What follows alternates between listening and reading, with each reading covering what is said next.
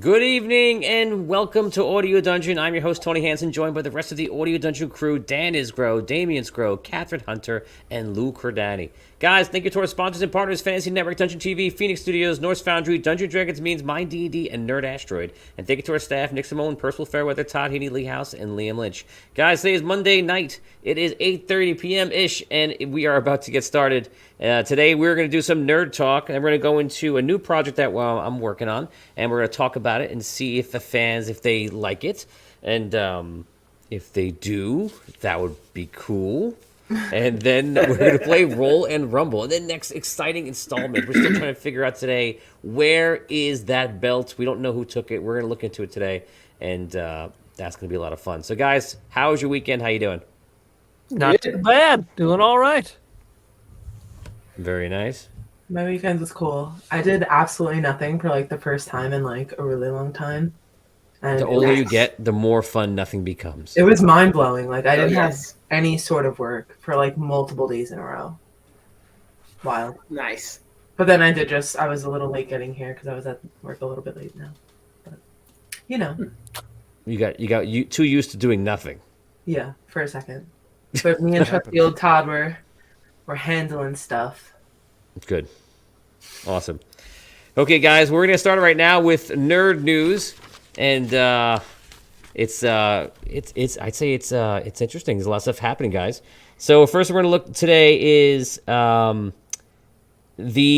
holiday special that is Guardians of the Galaxies. Oh, yes. Has anyone seen it? I have seen it. I watched it. Haven't seen it yet. Not yet. Oh no. Yeah, I'm looking forward to it, but I gotta get the family together to do it. I'll get in trouble if I watch it without anyone. So I feel like I haven't really jumped on any holiday specials of anything yet. It felt a little early for me too, honestly. Like I'm just yeah. I'm just not coming one of those down. people that's like Thanksgiving over Christmas. I need like Right. a few days to transition. You know. I know. I'm still riding that Thanksgiving turkey wave. That wave of gravy. Oh my Yeah. gosh. The wave So of gravy. It's The great- So yeah. good. I need it to be at least December. So if you ask me next Monday, maybe. I dove in big time over the weekend. yeah, To Luke, Christmas?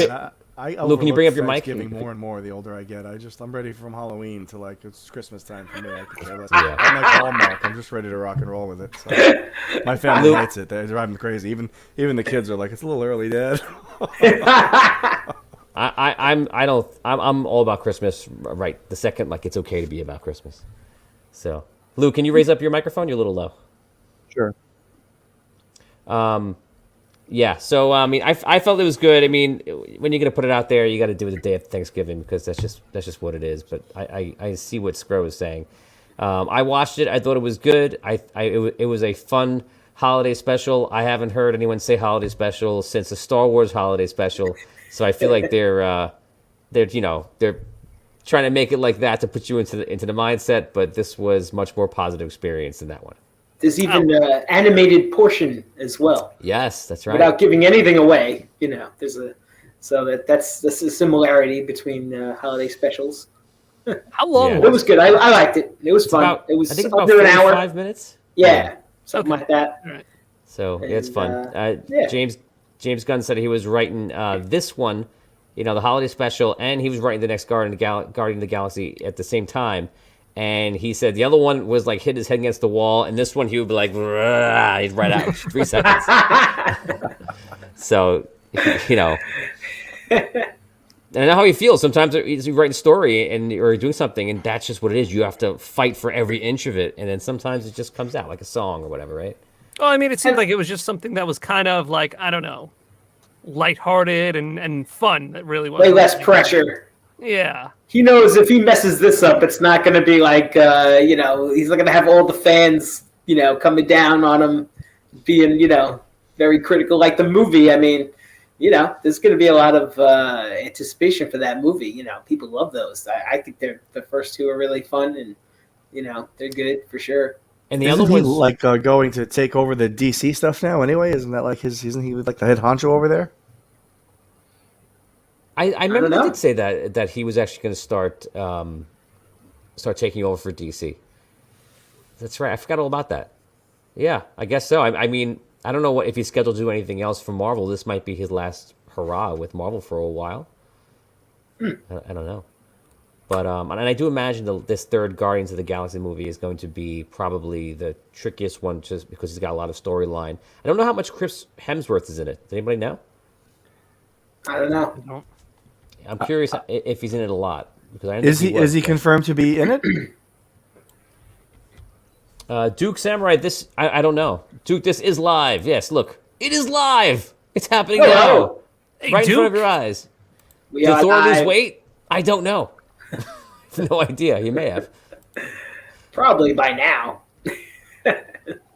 Oh man, yeah. I mean, He's had some time. that means he had to keep up the bulk for both movies if he's in both movies. So yeah, so I'm definitely excited. So yeah, we're gonna see about that. So definitely, guys, if you have not watched it, it's on Disney Plus. It's around 45 minutes long. It's a lot of fun. It is the Guardians of the Galaxy holiday special. Go check it out. I urge you. And if everyone here has watched it, we will review it next week and talk about it. Yeah, I'm gonna have to dive in this week at some point because it's the same thing. Like, I just want to make sure I get the whole family together to watch it. But I did dive into Christmas movies big time this weekend. I already Nice. knocked What'd you it off watch? the list. So Friday came, and I brought all the boxes down from the attic and put the tree up, just bare tree up on Friday night. So while we were doing that, I had on the Lego Star Wars holiday special from a few years ago, which was good. Cool, cool. Friday night, I watched Fat Man. Have you guys seen Fat Man? No. I love Fat Man. If you've never heard of it, What? That's the Mel Gibson What one. is this? so I love it. Yeah. So Mel Gibson plays like a gritty Santa Claus, and there's this kid, this spoiled, rotten rich kid who gets coal for Christmas, and he hires a hitman to go out and kill Santa Claus.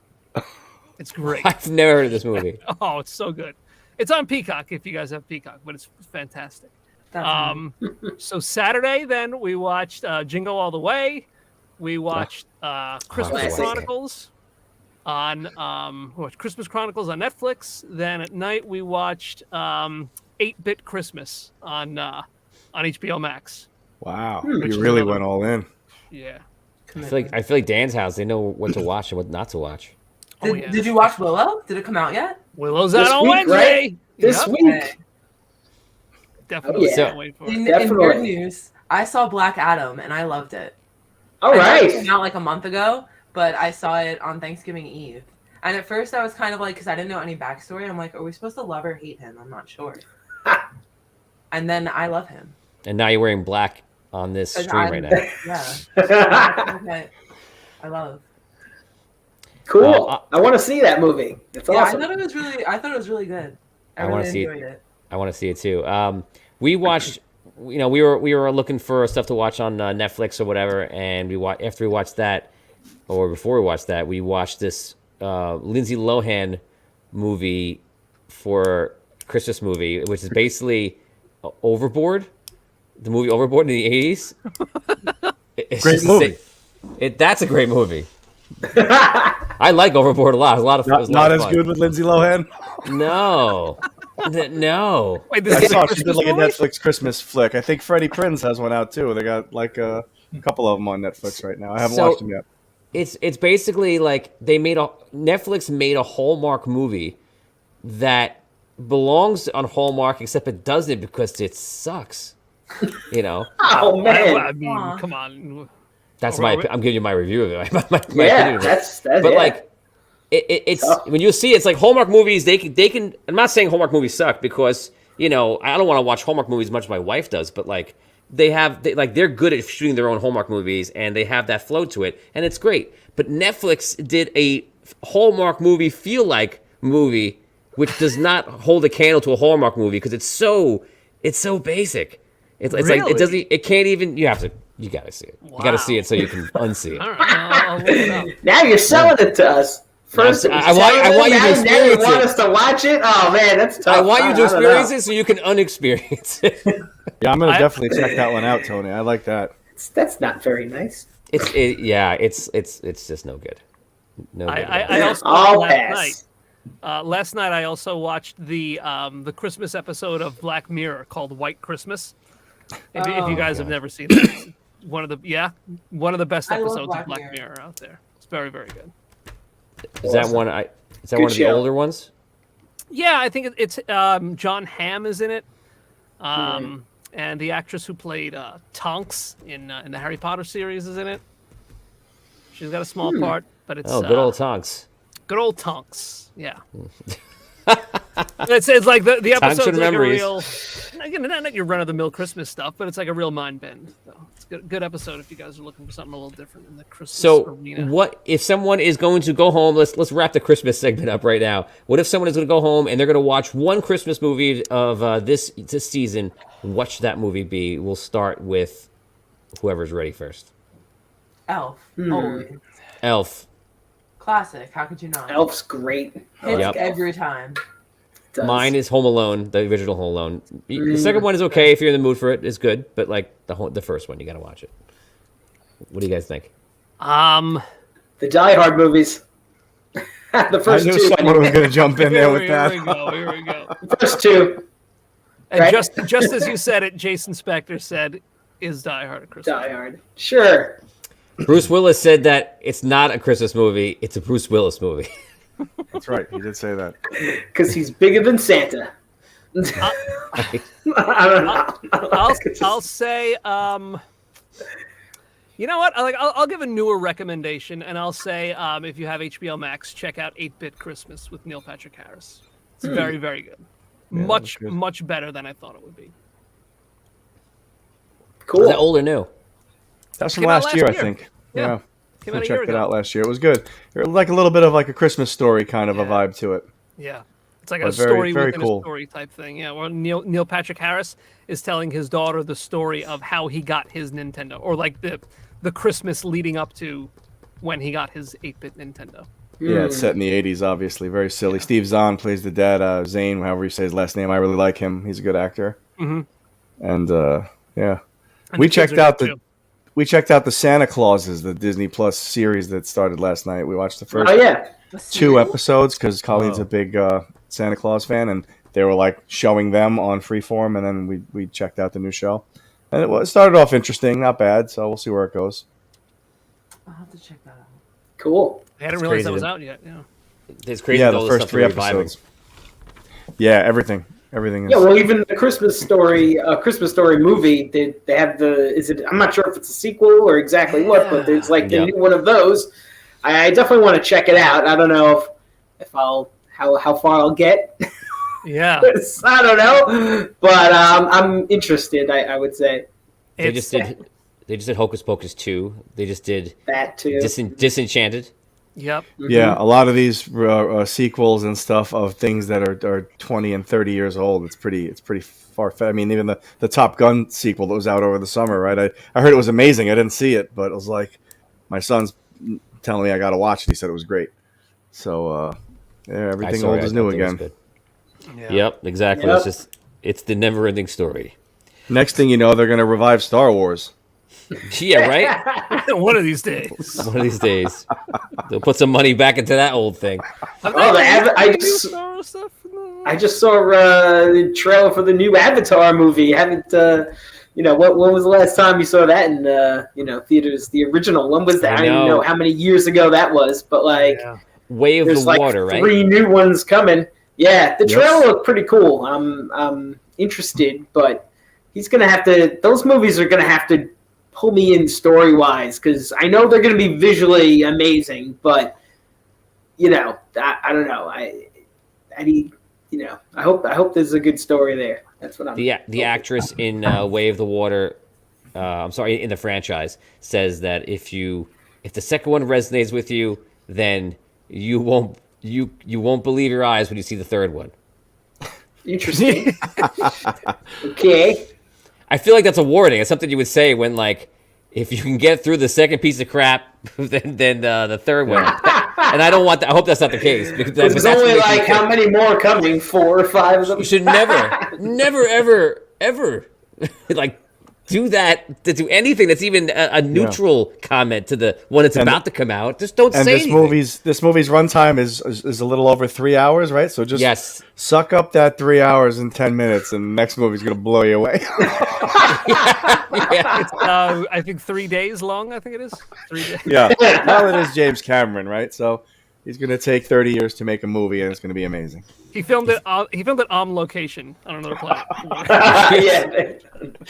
Yeah, I wouldn't be so surprised at this point. That's why it took so long. I said it like last week or 2 weeks ago. I was like, they were talking about like there's an article came up. It's like, this actor is upset, saying that he won't be in 5. After this filming this thing in 4. And blah blah blah. And I go, what are you talking about? Like, what am I looking at? Future news? Seriously. yeah, really. They're planning like 9 movies ahead. Yeah. He's like, forget. Hey, listen, I want everybody to boycott Avatar 17. Let me tell you something. 17's bullshit. He goes, 18 is where the real money is. What are you talking about? Really, too? Could you imagine, like, if this movie like bombs and they never release the rest of them? Now with all the my streaming God. services, they just put them, they put them somewhere. Yeah. You know what? That first one just obviously did so well. They just needed to do everything. I think he got so excited that he's like, I'm going to go nuts. And he went nuts. And now I'm hopefully it's going to be amazing. I'm excited. I love the first one.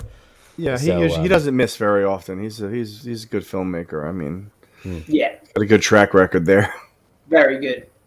Yeah. Oh, Charles Morrison said the new Avatar movie has The Rock and Kevin Hart in it. Is that true? Well, you throw Chris Pratt in there, and I'm all aboard. It's every part. Kevin Hart plays every character in the movie. And then Chris Pratt jumps Oh man. We're here, jabronis. We've made it. Hilarious. So let's talk about on a sadder note. The Green Ranger died. Jason David Frank died. Who here was into Power Rangers at all? Not really. I was not at all. I think I was like a year or two too old for them. But I remember when they were on, because I was kind of like, not coming home and watching those shows anymore. But they were on right at that time when I was in like the early mid 90s, whatever it was. But I started watching them on Netflix with my kids a few years ago, and I watched that whole, that crazy 6-episode opus of Tommy the Green Ranger being like the baddest villain, and then he becomes this super mega Power Ranger hero. And I was like, that was pretty cool, and my kids were so into it and stuff. And then, I started like following a little bit here and there a bit from that point on. Like that first season's like 50 million episodes, and we watched the whole entire season with that cast. Nice. So I got a little acquainted with the guy. So yeah, sad to hear that he passed away. I watched the first season. I was like, I too was at the age where it's like I was getting too old, but it was also on, and I also used to love Voltron. So I was like, Yeah. why is nobody saying this is Voltron? Because it's clearly Voltron. It felt like a ripoff of Voltron. Like it was like offensive. It's still to this day, no one's talking about it. I guess no one cares. No one's talking about it.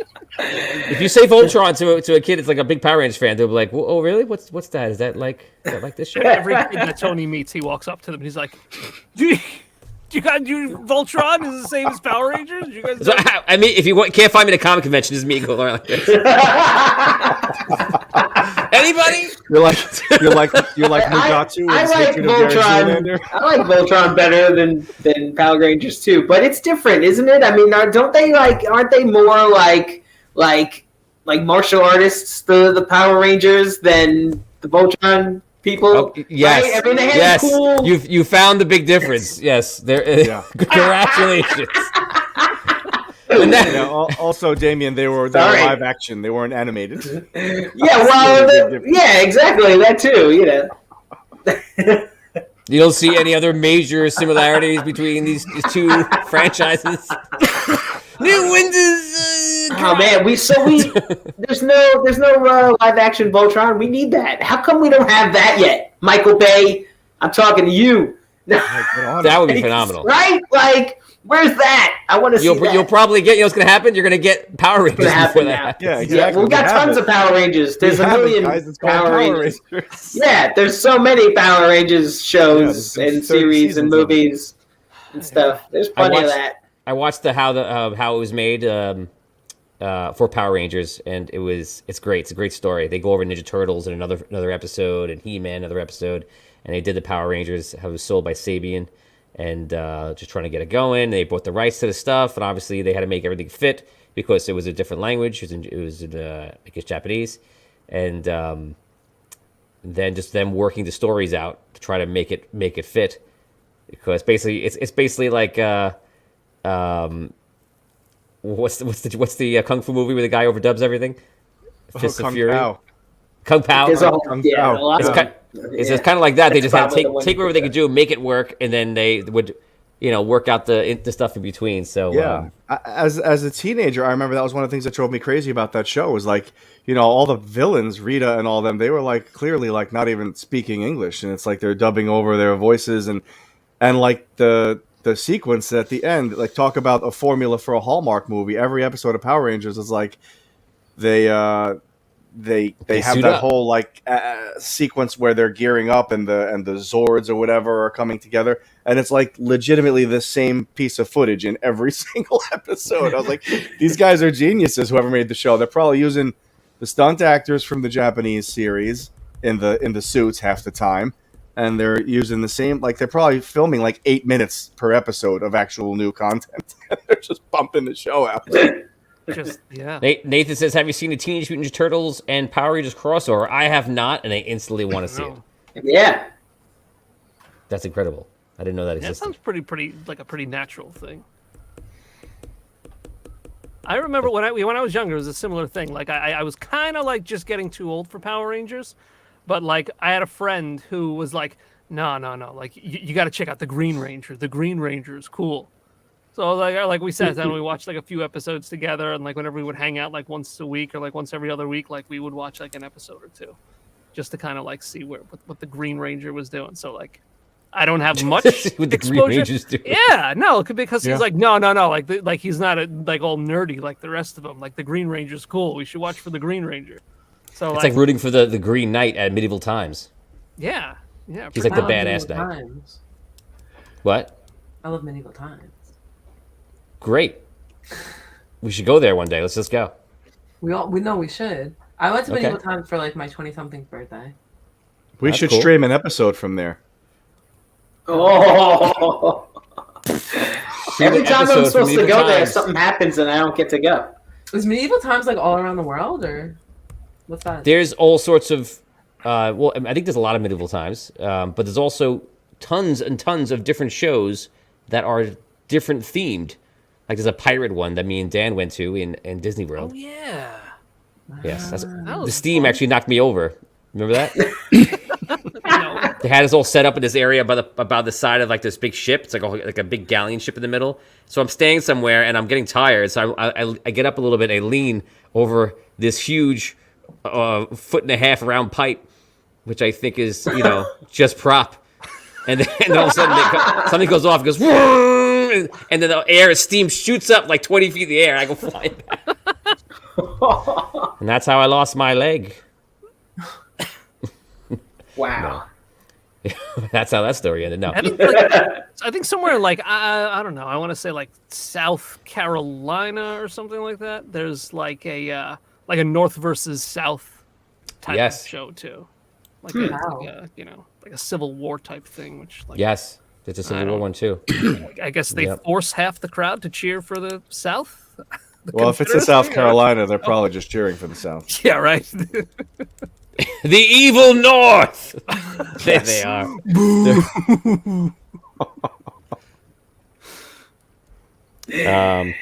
Okay, Andor has just finished.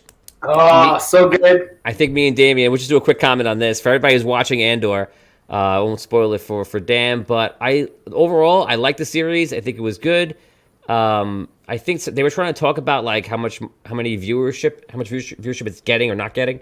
I think you can't compare it to Mandalorian and to Obi-Wan. Like, if this is what you wanted to watch and you were into it, I think you're into it. Like, it's one of those deals, right? So it's basically all about the birth of the rebellion, and It's different. It's got the same kind of tone, that as Rogue One. It's not your typical, yeah, swashbuckling comedic Star Wars. It's different. It's got like a darker, more serious, slower pace to it, all that stuff. And I thought it was great, but it's not for everybody, clearly, because once again, we have, much of the fan base is split on whether they love it or hate it. And, that's fine. Whatever people want to like, this is cool. But I liked it a lot, for sure. So before can't wait for the next season. Sorry. Yeah. Also, my brother keeps telling me that there's a Star Wars movie coming out next year that he keeps saying, "Oh, it's going to be great. It's coming. It's coming." And I was like, I don't even know what movie you're talking about. Did he have any more for you? I don't know. No, he had nothing else to offer. He's like, "It's a Star Wars movie. It's coming out. It's like next year." I think they're doing a new Ewok movie. Speaking of things that fell off 30 or 40 years ago, I think they're doing that. Yeah. Wow. Yeah, Ewoks. You know, like they were like, "We're doing Willow. I'm That's into it." the Ewoks. Well, you know what we're gonna do on Star Wars Land? We're gonna dig deep I'm here. down. Where do I I'm come happy out? with that. Oh, I'm down. Ewoks. A career Ewoks are renaissance for Warwick Davis. Yeah, that's Disney Plus exists for Warwick Davis now. Yeah. They're going to buy the rights to Leprechaun next.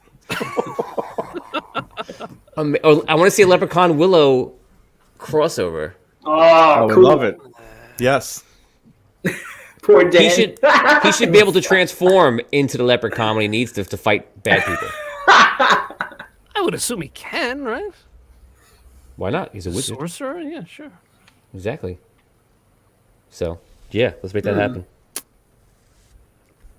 Warwick, Leprechaun, Willow Just- crossover. Make Got a it. note of it. All right, cool. Dear Bob Iger. Oh yeah, Bob Iger is back at the helm of Disney, which is interesting. I Welcome saw back. a rumor, which I don't know if it's true, saying that Apple is going to purchase Disney, but it's probably just that right now, just a rumor. But I think they were not happy with his successor, and they wanted to bring him back. And he was there for a lot of transitioning, so maybe they, who knows what's going on? Any ideas? I don't know. No, I mean, I was talking to my wife about it yesterday, and the one thing that she had heard was that apparently, like, people weren't too happy about who was the other guy, Bob Chapek, who was ousted. Yeah, apparently, they said like he wasn't the best marketer.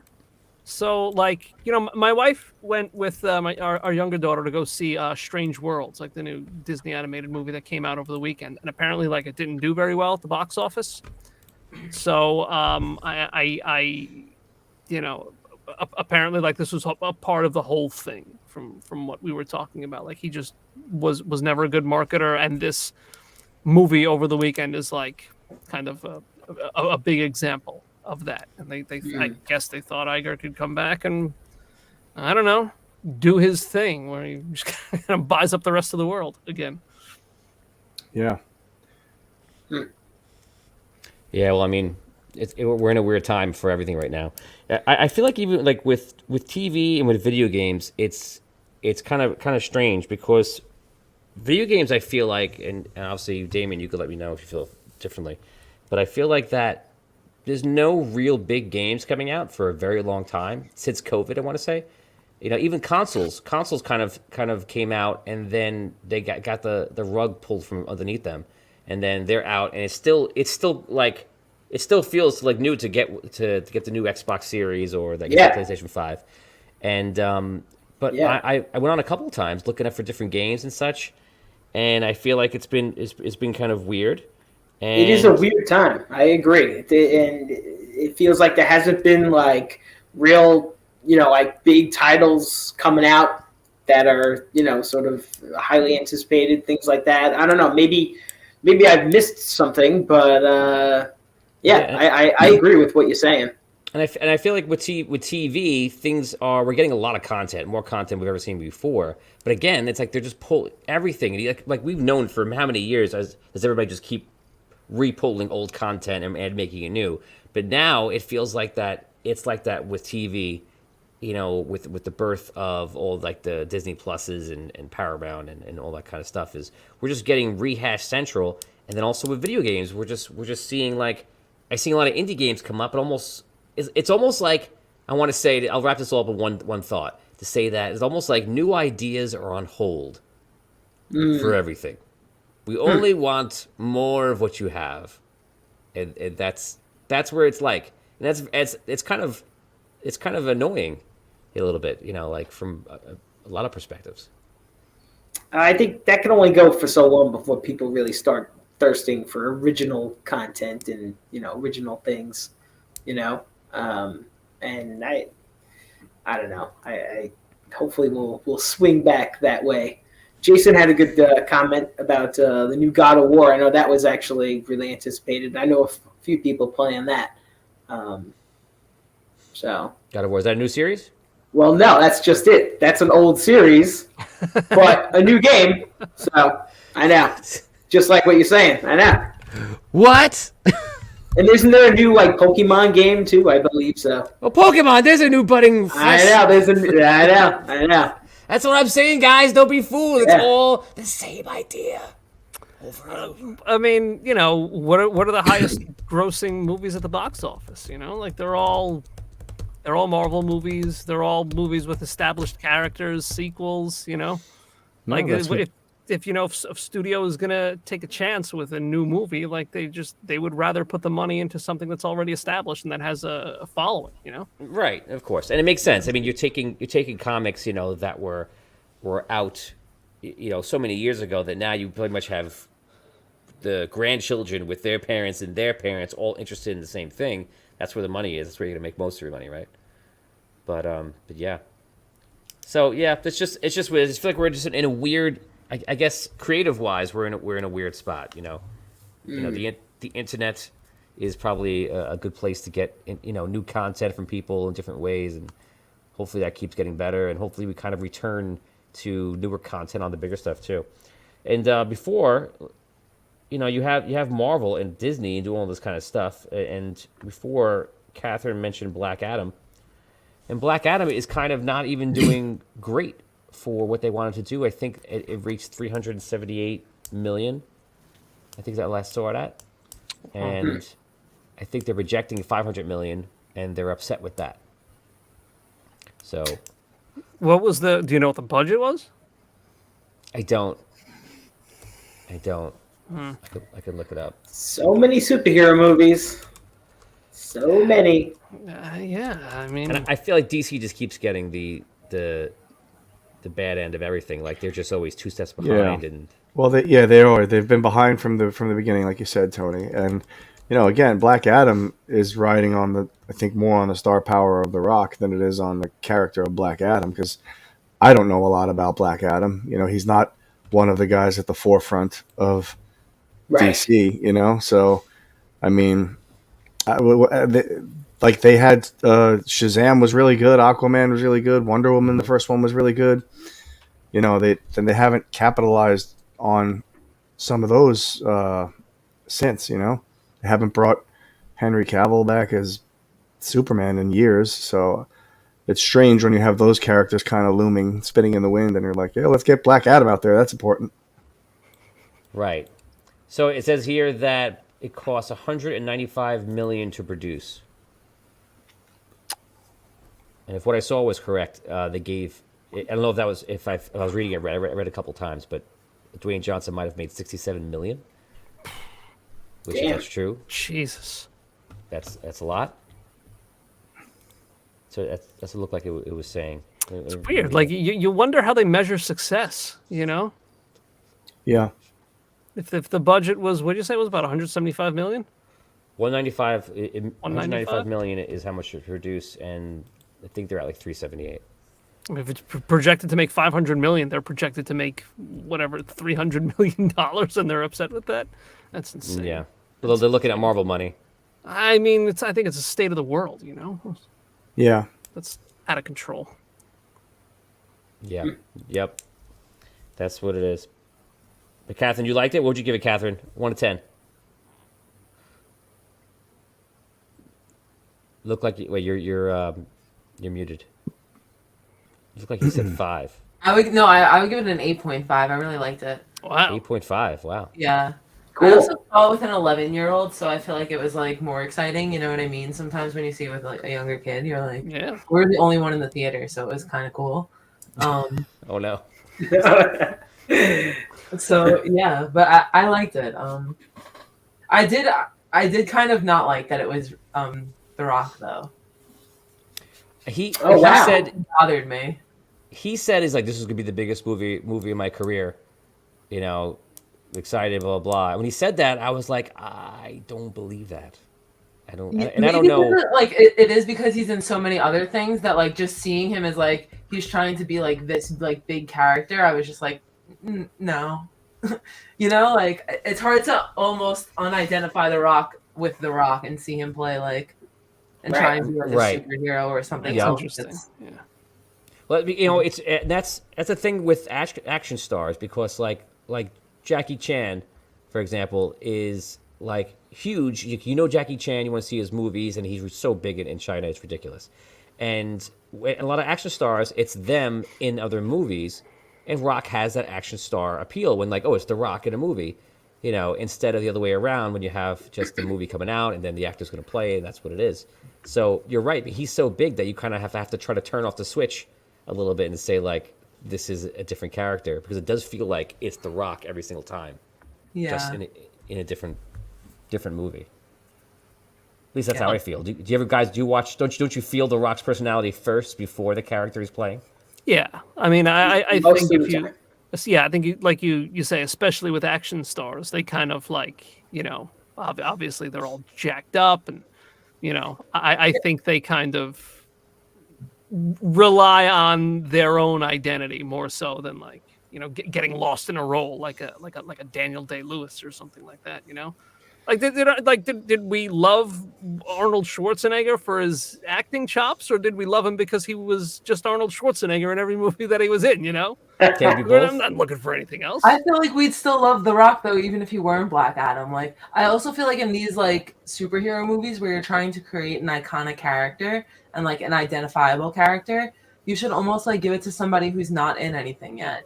Because like if you want it to be like, oh, Black Adam is like the superhero, like then make it be like a new person. They No did one's that- gonna be like, oh, Right. now when I see The Rock, I'm gonna think of Black Adam. Like, no, it's just gonna be another Right. Rock movie. So they could have like made it somebody else. And now when they want to put Black Adam in another like a cameo in another movie, they're gonna have to hunt down The Rock and pay dumb money when they could have just made like the normal average guy a normal amount and made like it his own character almost, and like started building a brand off of this Well- new Black Adam character instead of just The Rock. It tells you that they're trying to like pull some weight in, to say like, look, The Rock is now a part of the DC. That's what it was. It's like Yeah. you say, like they did that with Henry Cavill. And when Henry Cavill came in, he was known, like people knew who he was, but he was nowhere near even close to being Exactly. at this level. And that's what Marvel did with all their guys except for Iron Man. None of them were big stars. Now they are, but those guys, those were. That's what I'm kinda- saying. DC should do like just get it somebody that's not a big star. Yeah. Yeah, I mean they did in the beginning. I agree with Tony. Cavill wasn't a big star at the time. That guy who played Batman, Ben something. I never heard of him before. So Ben Affleck. Yeah. But I mean, it kind of is different. Like if you do grab like more of an actor's actor, to play a role where it's like, like you get Heath Ledger playing the Joker, and like he can kind of, become unidentifiable when he's playing Yeah. a role. It's well, look, I don't know. different. I don't know a lot about Robert Pattinson, but people gave them a hard time for putting him in the Batman role. I mean, I know he's the guy from Twilight. I've seen parts of those movies, but I really can't tell you that I've seen a movie with Robert Pattinson in it prior to the Batman. I thought he But was that's fine. like he was in. Everyone knows him as Twilight because he was in Twilight when he was nobody. So now when Yeah. you think Right. about Pattinson, you're like, oh, Twilight. That's what they should Right. have done with Black Adam. So you're like, oh yeah, Black Adam. Not oh yeah, The Rock as a superhero. That's I see your stupid. point. Yeah. But I did like really like the movie though. Yeah. The Rock was I'm excited to probably- see it. I still to see that in Black Panther. And then Yeah. we have the next Avatar coming out. I think it's December 14th. So that'll be on its way as well. So last thing, for anyone who's on TikTok, there's a huge surge that's going on with video game streaming on TikTok now. And it started off with the original Ninja Turtles, and now I see a lot of Final Fantasy going on like crazy. People are like, it happens in waves too. People just start playing different games. How do you guys feel about all the retro gaming going on in TikTok? Which Final Fantasies are they playing more? Some of the more. 7 comes up a lot. 7 was remastered 7, recently, yeah, so that's they're the doing one I that always one. remember. But I have seen the original Final Fantasy from Nintendo, Wow. original one in America, and then I saw 3 American version up a lot, and it's just more and more. You usually see one, and someone else does it, and someone else does it, and they start playing it. And now, like every time you go on the feed, like people are just playing Final Fantasy, you know, which is so interesting. It's wild that they're getting a lot of people to watch it too. I mean, that's Remarkable. It's remarkable with the technology of with the technology of the kind of games that are out there now, that kids, my son included, like are out there watching these old school games, or even like the newer games that are made with like those low graphic qualities and stuff like that. It's like, why would you want to play a game like that in this day and age, much less watch other people play? It's lost on that's me. me. That's me too. Yeah. But it's interesting. I wonder what that is. I wonder if that's like a nostalgia thing or just a curiosity.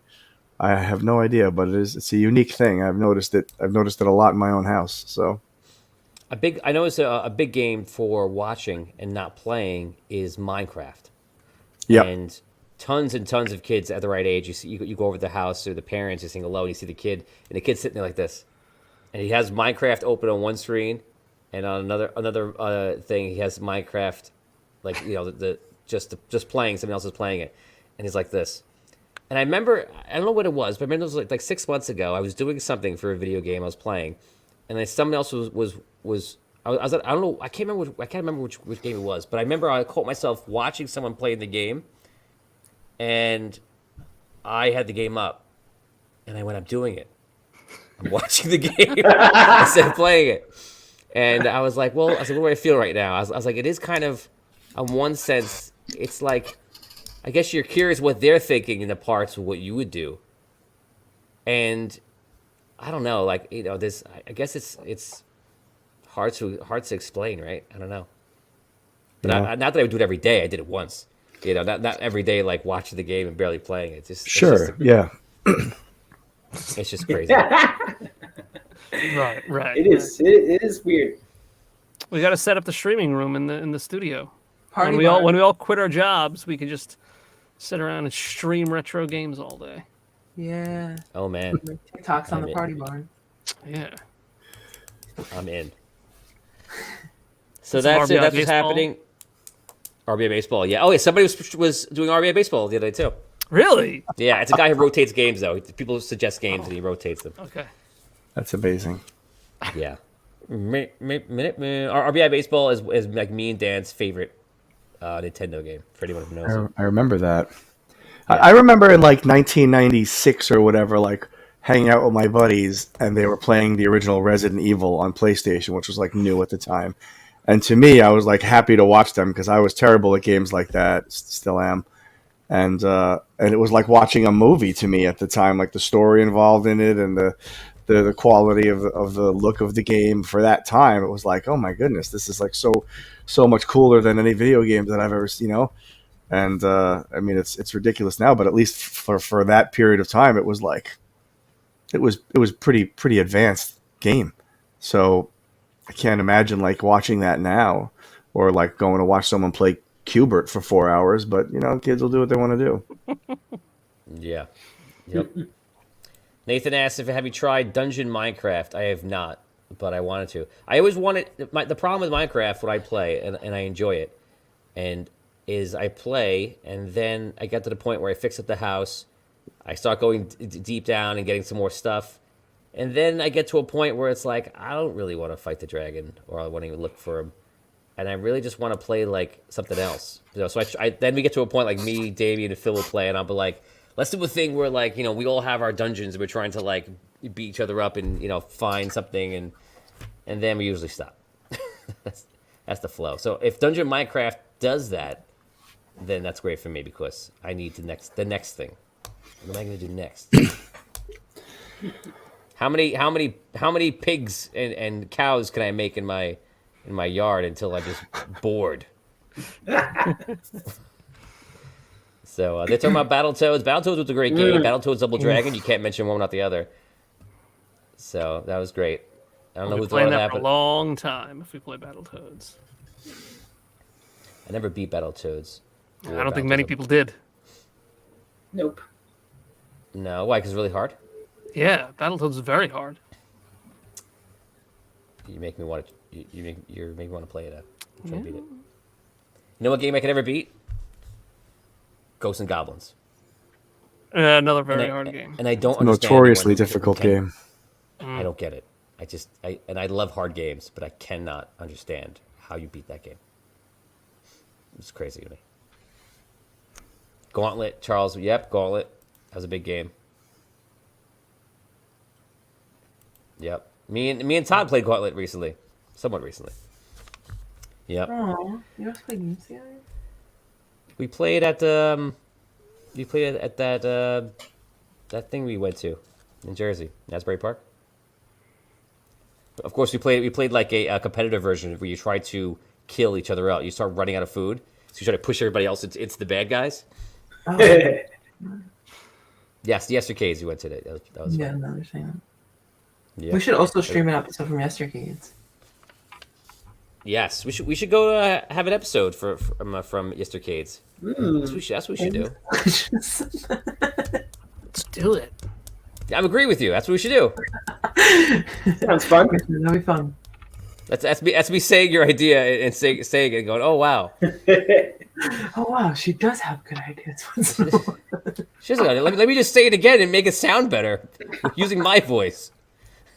My idea, I've said this to Tony a ton of times, but like I want to and again, this is when we all quit our jobs and just in fantasy world, just hanging out at the studio all day. Like we just have a room where there's just like physical games, ping pong, pool, Jenga, like every system in there.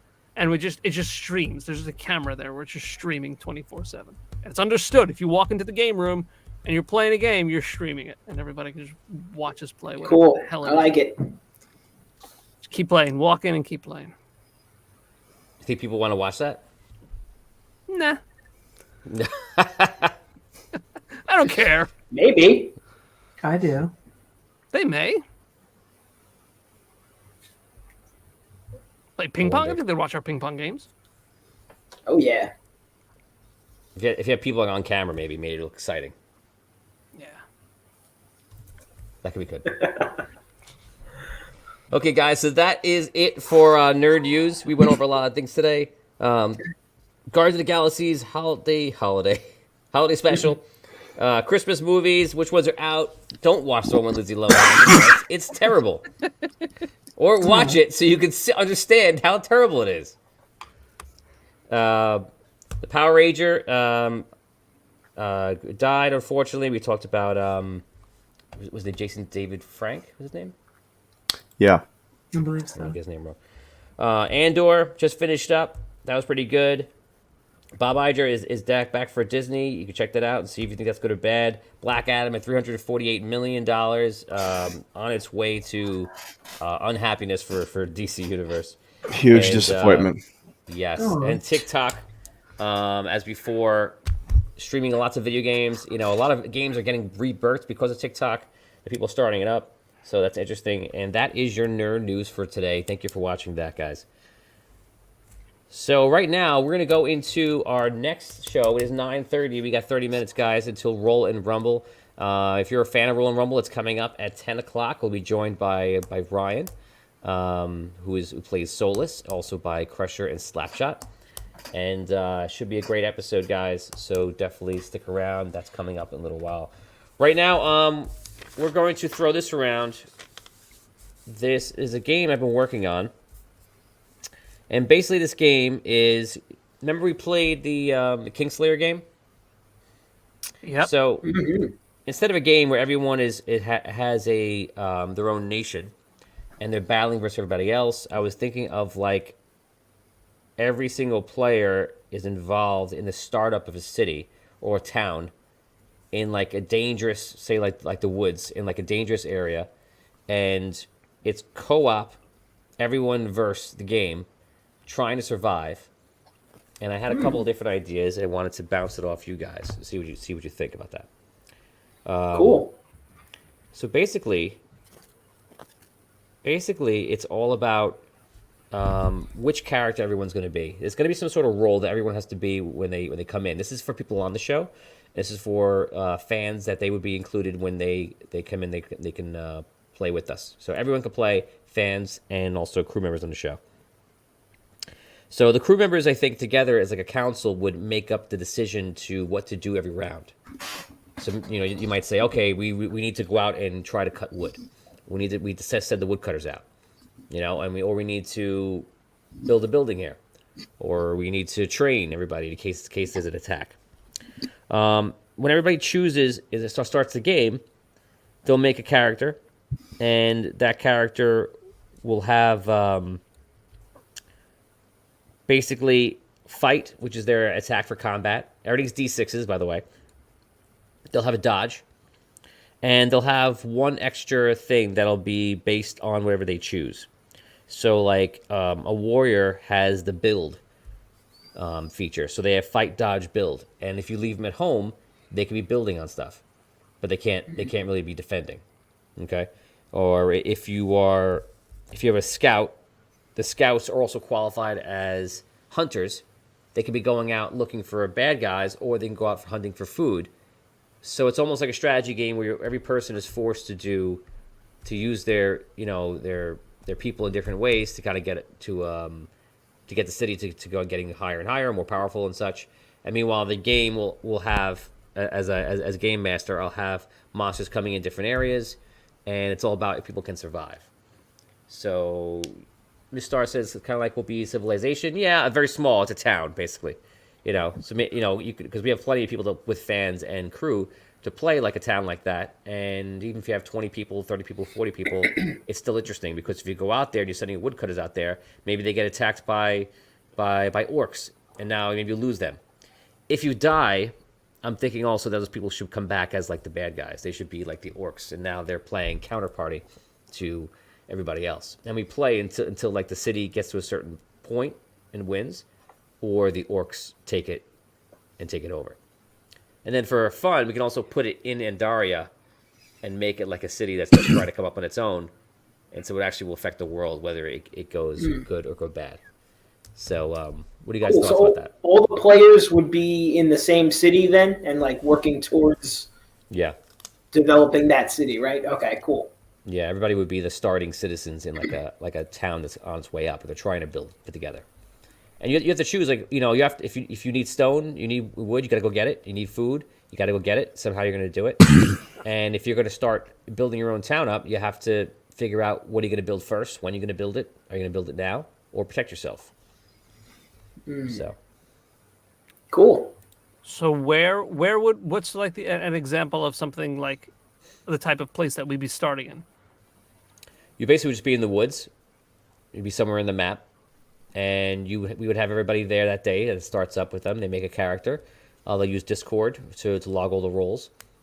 And everyone basically decides, with the crew being like the council that actually makes the decisions at the end, about what you should do. If you send people out by themselves, remember they could be vulnerable. If they don't stay at the town and the town's attacked, then the town's vulnerable. If you don't do enough, the town won't grow. If you do too little, maybe, same thing. Okay.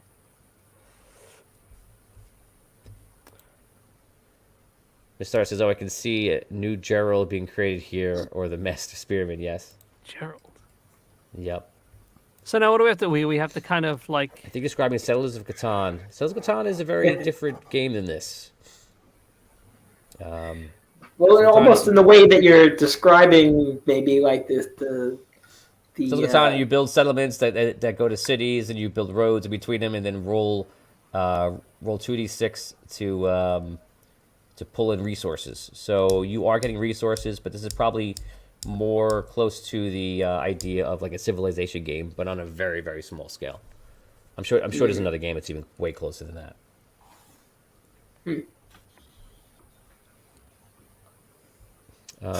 Cool. And then, so how do you see the gameplay going with this? Like, would we, like, as far as the roles, like, are we rolling to see if we're successful on, like, doing the tasks or fighting enemies or stuff like that? Or is it like Yeah, how you do have you to. see the. You'll go out there and there'll be a role. So basically, when you make your guy, like say like you make your guy and he's not great at building, or you make your scout and he's not good at hunting. So he could be a good scout and go out there, and maybe you favored him being better at dodging and fighting, but he sucks at scouting. You know, he sucks at hunting rather. So when you need him in that way, you got to make a roll. If he fails, he fails. You set him out there, he's not that good at it. So people will make their characters on those three stats, and their third stat being whatever their third stat is, and then it's all about how to use everyone in the best way possible. And if you lose them, then it gets tricky because they start to become obviously the enemies of the game. Cool. Yeah. So basically, round to round, just trying to get through.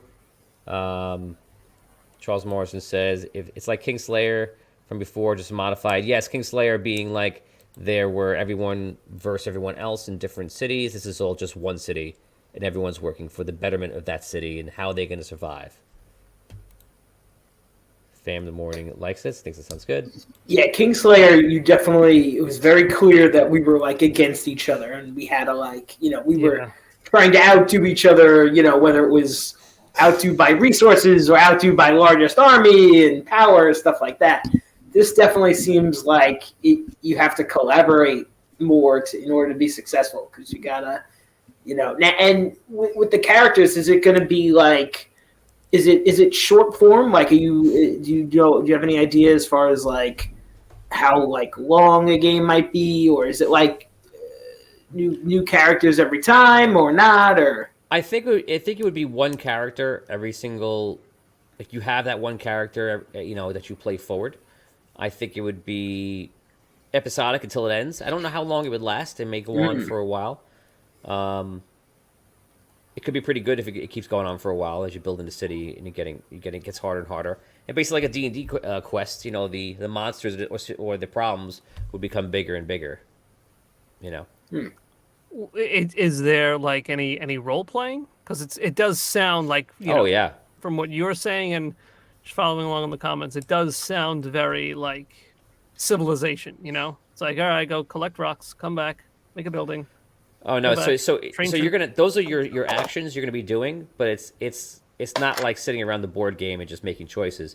It's kind of like that cool part in Dungeons and Dragons play when you're sitting there and you're like, okay, what are we gonna do? There's orcs around, but we're gonna run out of food soon. We gotta send people out. Who wants to go out?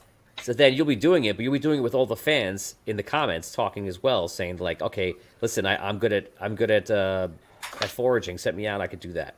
And then you're putting this game plan together and then send it out and do it. And if there's a bad guy coming to talk to you, threaten you, I'm going to be talking to you like him. So there's plenty of role play. It's basically like playing D&D, but in this resource kind of mode. Okay. So we'll like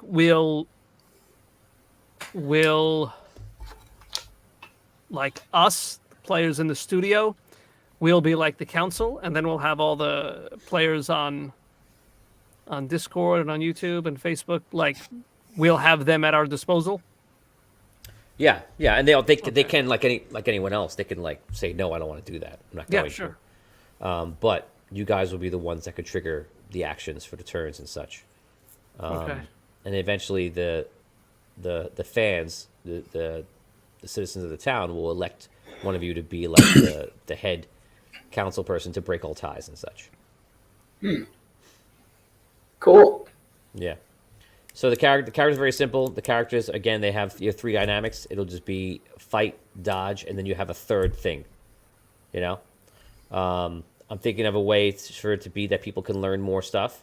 You can actually send someone in for training, and so they can maybe get like a fourth thing down the road. They can learn that and get it better and better. I still haven't worked that out yet, but that's basically it. I was thinking there should be dungeons maybe that people want to send people into the dungeon to try to get find like a cool item or something. You know, we had that aspect in Kingslayer in a different way. Like a dungeon crawl. Yeah, So- and it all be simple, very simple dungeons. Yeah. You know, again, like there's no character sheet. You have your name, you have your 3 stats, and that's basically. Do you what it think is. you might? Do you think you might draw like a map for this and stuff, and have like? 'Cause Yeah. sounding kind of visual as far as like the areas and the surrounding area of the city and stuff like that. If there's going to be like nearby dungeons and nearby other interesting points of interest in places. Yeah, I was thinking of either drawing it by hand or just having a map I can draw, like I have on the show on the Wednesday shows, where we're just drawing it in as we go. Right. I would like to draw like a city, let it go bigger and bigger, because then if it comes down to you being attacked, it'll be cool because you have to figure out where your points of defense are, how you're gonna defend it, and I'm gonna attack it like I'm a real bad guy trying to attack it and break it down. So it's kind of like the coolest parts of all the games that you love, but facing off as a real community, and then there'll be some sort of thing that everyone gets and does, like a role they do at the beginning of each one, where they every time you show up, like you make a roll for your character, and if you're a farmer, for example, maybe you're giving in some food to everyone else. You're putting food into the granary. Just by showing up, and depending on who you are, you just some kind of benefit for you just to play and be there, and then the actual playing active benefit of you being there, being a part of it, is what's important too. Like a passive and an active bonus kind of thing. Yeah. So I want people to actually show up and be there and play their character, and then there should be also, like, if they can't be there, and then there's a passive bonus that they can do. We could put them on there, but that's it. And it should nowhere near be as good as them actually being there and be able to go out and do stuff. Yeah, makes sense. Yeah. Charles asked if the map is the Andaria map. So the overall map would be the world of Andaria for sure. Where to put them, we have to see. Trading should be a skill, says Miss Star. Yep, we can do that. Fight damage and skill. Have a list of specific skills for each class that are all different, and you can only pick one per character. Yep, exactly. Richard says, can I suggest you put this new city in the Queen's Forest east of Orin? Maybe. Let's check it out. Tom says, I like the kind of ticking clock situation. Charles got to get stuff done to safety before they hit 0. Yeah, we could do that. And Andrew says, put me in, coach. He likes it. So... Okay, so yeah, so that's it. That would be the game. You guys said you like it. Any other questions you want to ask about it? It looks like everyone is kind of on board, so I'll keep developing it and get it going. Any other questions you want to ask about it? I don't know. I'm trying to picture in my head like how we kind of go and stuff.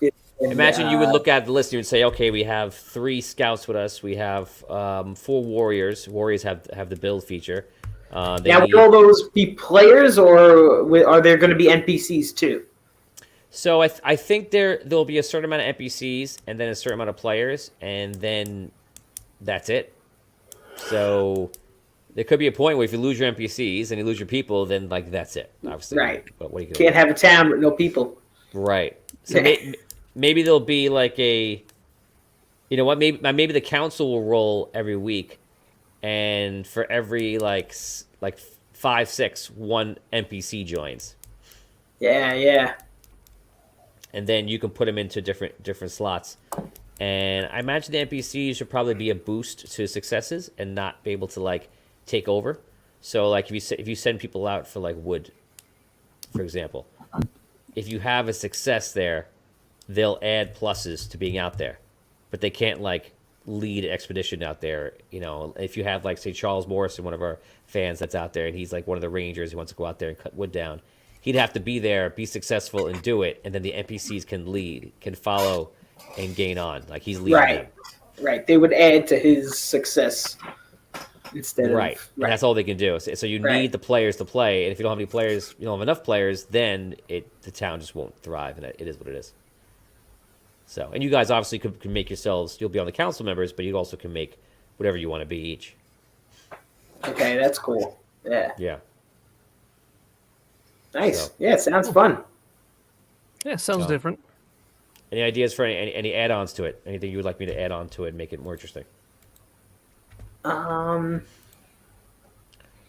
Richard says, "Oh, the town could grow by 1 to 6 times 10, and every 50 citizens you gain 1 NPC." Maybe I don't know if you go that fast, but it definitely should grow. That way you can bring in new monsters, an area no one knows. Yeah, we can bring in monsters from Charles that he's building for sure. Sorry, I delete comments backwards. No one has ever show up in that area. You're right. Yep. Oh yeah, that spot. You should check that spot out. And I have to look at it. Let's take a look real quick. You got the map? The Queen's Forest I east have of it here on the Orin. computer. Yeah. So I'm gonna take a look at the map right now.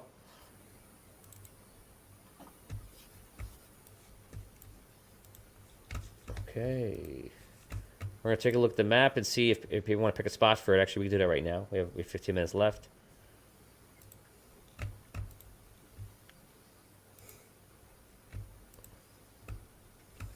And there's the map. So you're saying east of Orin. Oh, he wants to put it in here. So here is, for those who... Here's Solst. There's Falandor. Yeah, is the Elven Kingdom. Here's the Dwarven Kingdom. And then no one's been down up here or to Queen's Reach. Has not been in the game yet, so... Huh. This is interesting. That's actually Not a good bad. spot for it. Not bad.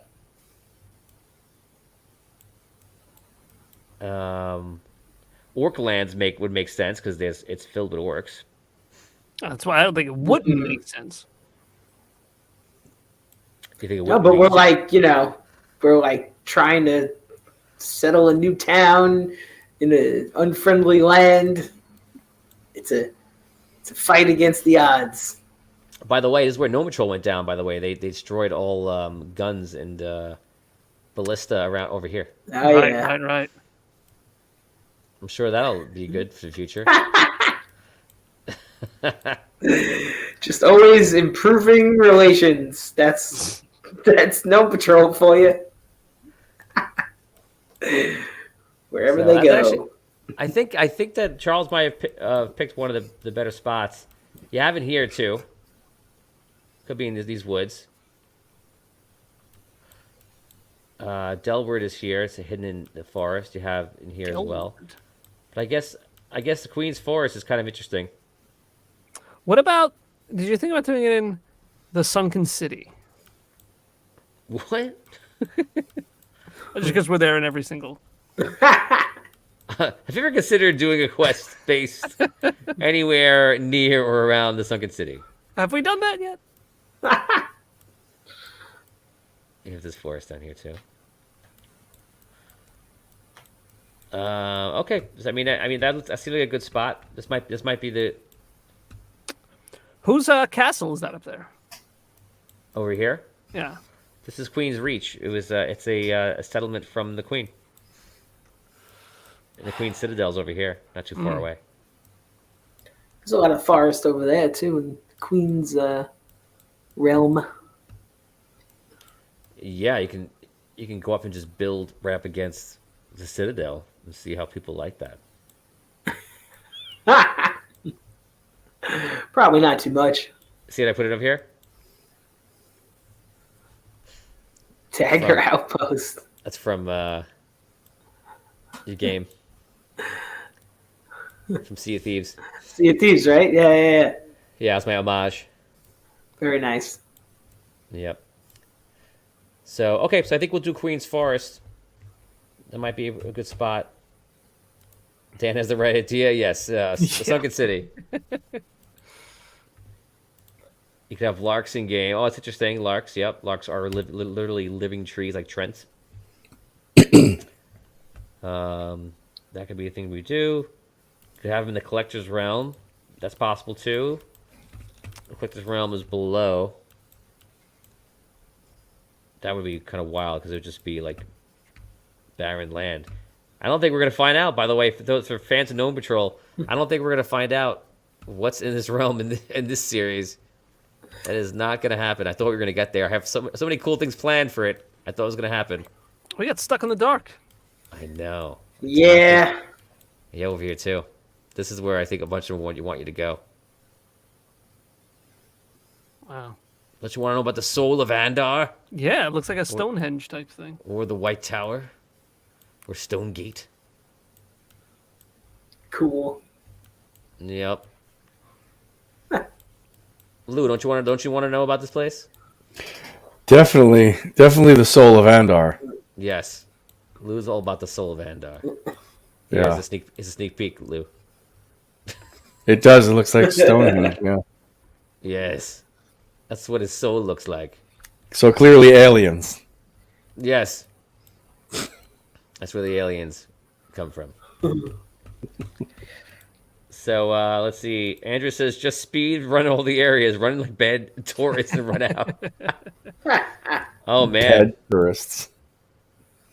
Next sandbox. Yep. This is what happens when you let the players run to a sandbox. They go into one area for 8 episodes. So not that I'm complaining, because I love the story that we did. It was a lot of fun. I thought you guys were gonna do a la carte around the world a bit, especially because the first week that's what it felt like. We had a nice tight episode in Queensland. Yep. And then you went down. I was like, okay, we're just gonna go from here to, and we're gonna hobble around. Oh yeah. So good. And then we went deep. And then we got suckered into Quest. Yep. For sure. Okay, we still have 10 minutes coming up. We could do a you guys want to ask us a question? What do you want to do? We have 10 minutes coming up. I can run a 10-minute escape if you want to run a 10-minute escape the dungeon. Can we do it? Can we be quick? Yeah. Yeah, we could can run one. We could do an escape. That's cool. Let's try it out. Okay, guys, if you want to put something into Discord, if you haven't done an escape in a while, I'll put one in there. And we'll go over it now. Let me pull them up. I feel like I ran last. Maybe. I think you did. Anybody else? Eh.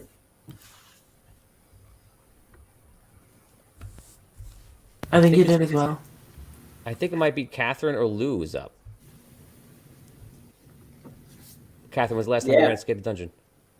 Probably like months ago. So I think it's you. Ooh. Yep.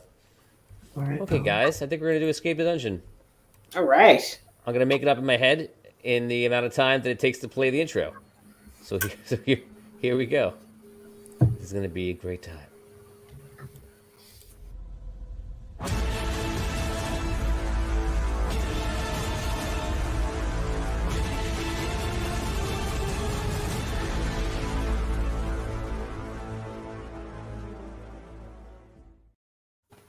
Good evening and welcome to Escape the Dungeon. I'm your host, Tony Hansen, joined by the rest of the Audio Dungeon crew, and today's escapist is none other than Catherine Hunter. Catherine, are you ready to escape the dungeon? I am ready to escape the dungeon.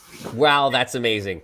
Catherine, as you know, in this show, you are armed with one common or mundane item of your choosing. Before I give you this scenario, what do you choose? I want to choose a... Is it like mundane for an everyday person or mundane for like... Medieval person. Okay. Is just like a bottle of poison a mundane item? No. Okay. I feel like I might have one laying around if I were in medieval times, but then I will just take a... Then you'd be a witch or something bad. Then I'm going to take a very sharp-edged rake. A rake. Sharp. All right. Forks. Okay, you have a rake.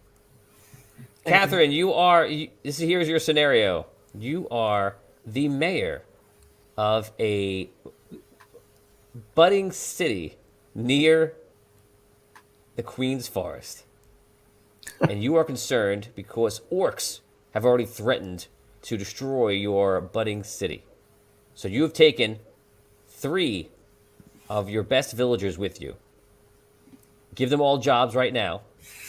Dan, Damien, and Lou. And you've gone to scout out the nearby orcs that you know want to destroy your city, your town. And you need to take them out before they take you out. What are the jobs of the other members of your city that have come with you? Starting with Dan.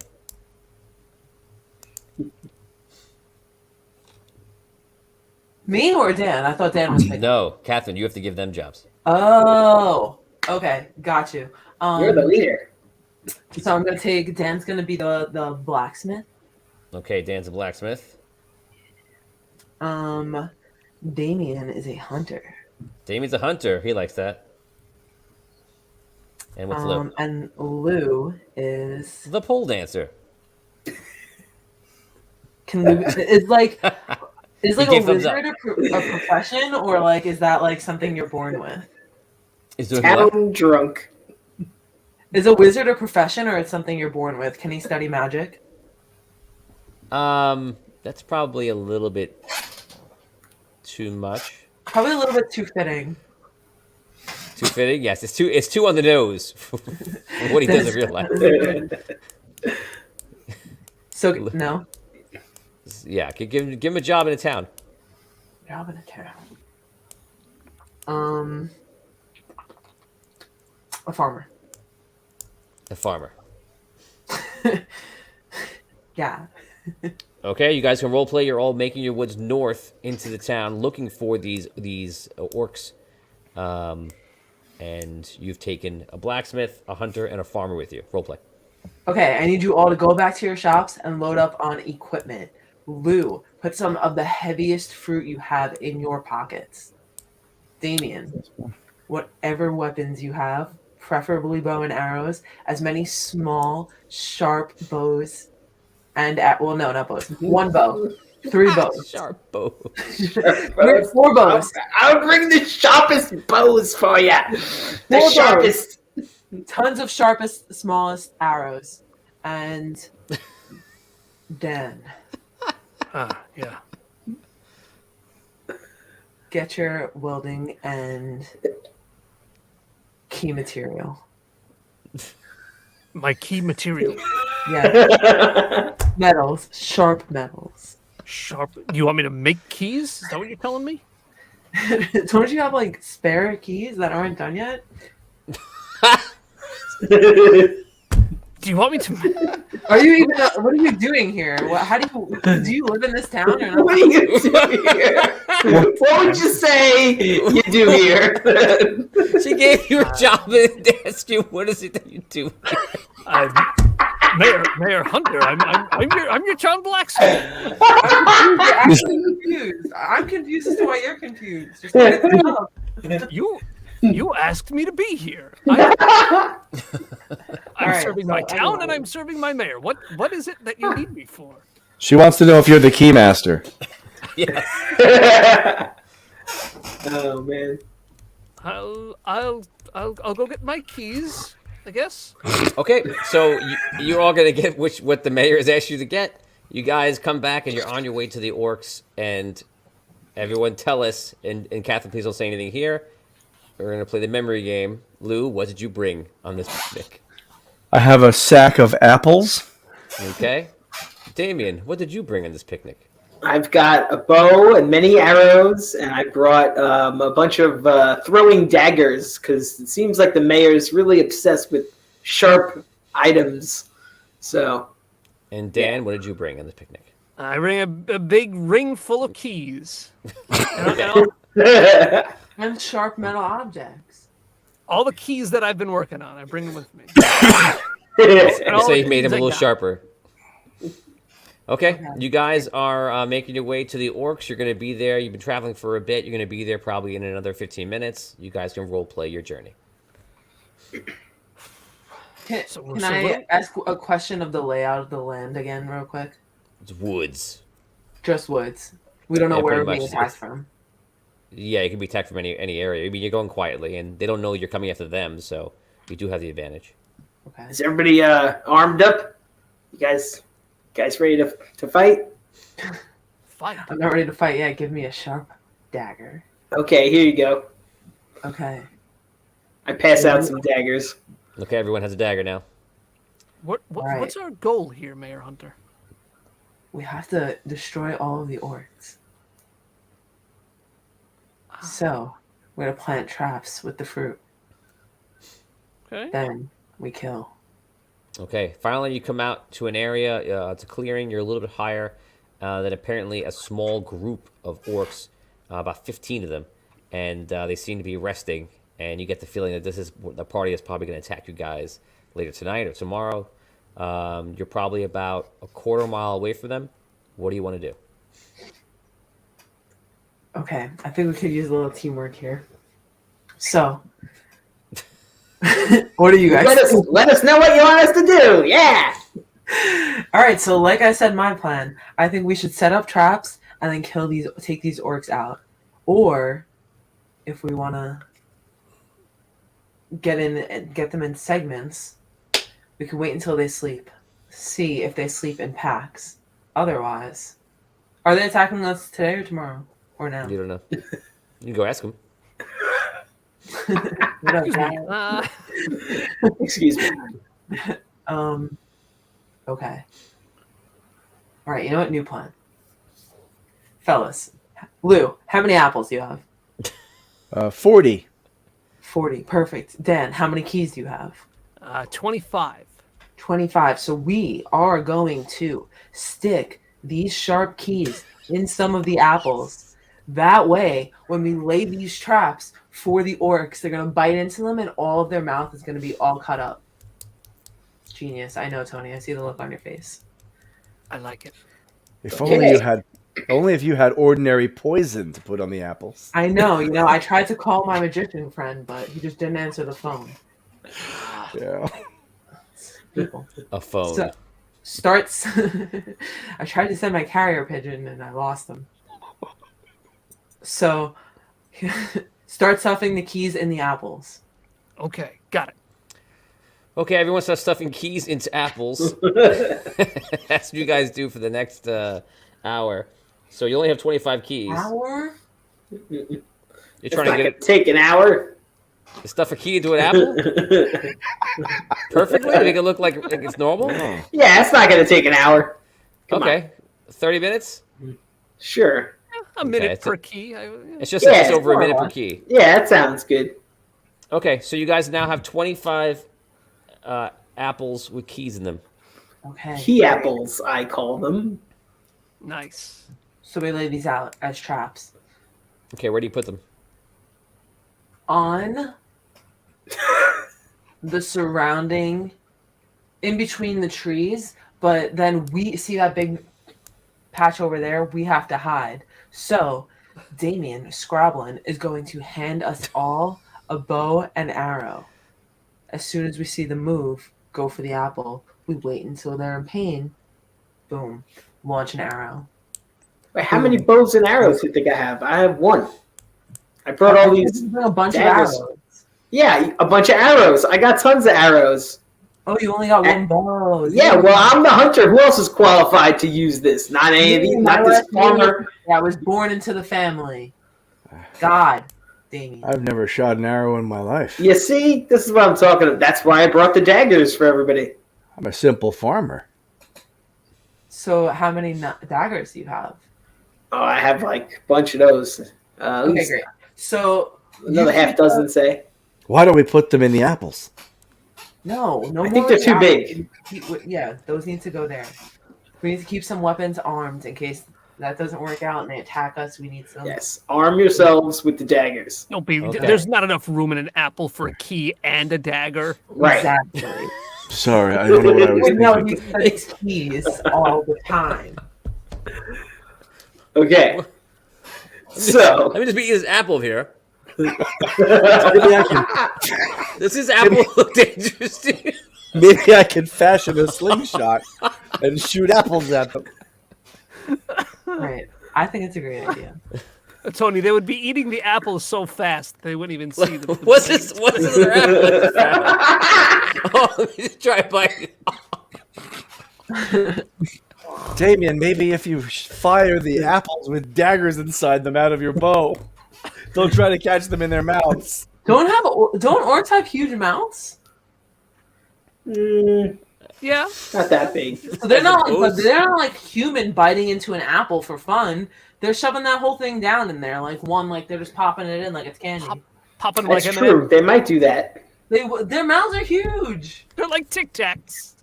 I don't know what Tic Tacs, but Okay, so time passes, and we're at the end of this. so what are I'm you sure doing? our plan worked great. Come What on. are you doing? What are you doing with your apples? We You're laid putting them out between trees. we're laying The them out in a apples. trap, and then We when did they that. You say Okay. laying them out in a trap. What does that Yeah. mean? Lay them out like a trap. Like on the ground for them to find and eat. exactly. And then they're gonna come eat them. When they come and start eat them, they're gonna be vulnerable because they think they're relaxing, munching, hanging out with friends. They are not. They are Okay. in.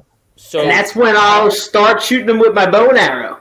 okay. and So throwing how knives. many go in one trap? Well, that's a question for the dungeon master. It's not a question for Dungeon Master. Is it? What do you mean? How many go in one trap? How I think many they just. apples do you put in one trap? I think that each Oh. apple is its own trap, Tony. Yes, yeah. Like each one is its own trap. It's just lying Yeah. there, all delicious looking, and Okay, they're just all gonna in come one by, area?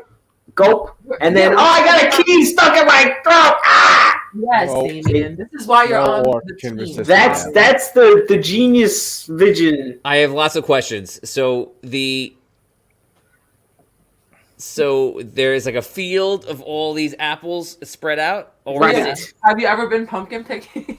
Right. They're gonna be okay. all when they wake up. They're gonna be like, "What's that smell? Oh, apples! Look at those apples right nearby." And they're gonna go eat them. And are you just gonna play chance for them to walk through this apple area?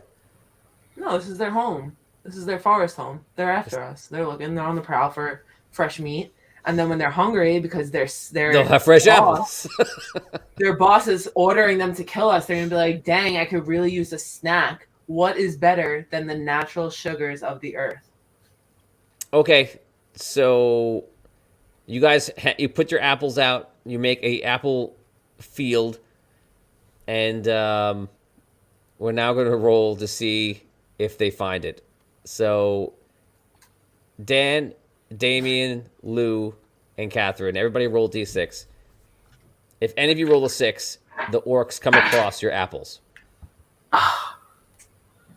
No, 3. 3 as well. Oh, but you know what? Phantom gave me a A reroll? reroll. Phantom in the morning, Phantom at night. 6! I will show you. Oh God, this is so. I believe you. I believe you. Can you see it? Yeah. Sure. Okay. Okay, so they stumble across. You guys are hiding? You guys are just sitting in it, right? You're waiting for them? We're In the waiting, middle.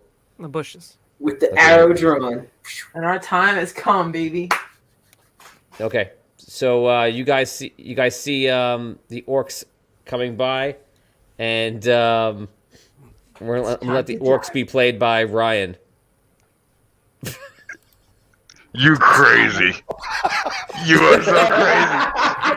You are so crazy. You are so crazy. That's what he's saying because he's. That's what the choking orcs are an saying. apple. The orcs- Yeah. As he's choking the apple, he's like, "Oh, great." You're This so is crazy. Because they didn't think the plan would work either, but turns out I escaped the dungeon and they choked on the apples. so the orcs. They're all the orc saying, picks up- "Let's go, let's go." One picks up an apple and he goes, "You're so crazy." While he's eating it, while he's choking on it, your timeline is off. We're in luck. The orcs are already high. Okay. So roll a d6, everybody. Everybody gonna roll 3 times. Every one that you roll, one of the 12 orcs is going to If you get a 1, you get to say you're so crazy, and then you eat the apple, and then you die. Go ahead. The orcs die on a 1. Yeah. Oh, I got one. You so crazy.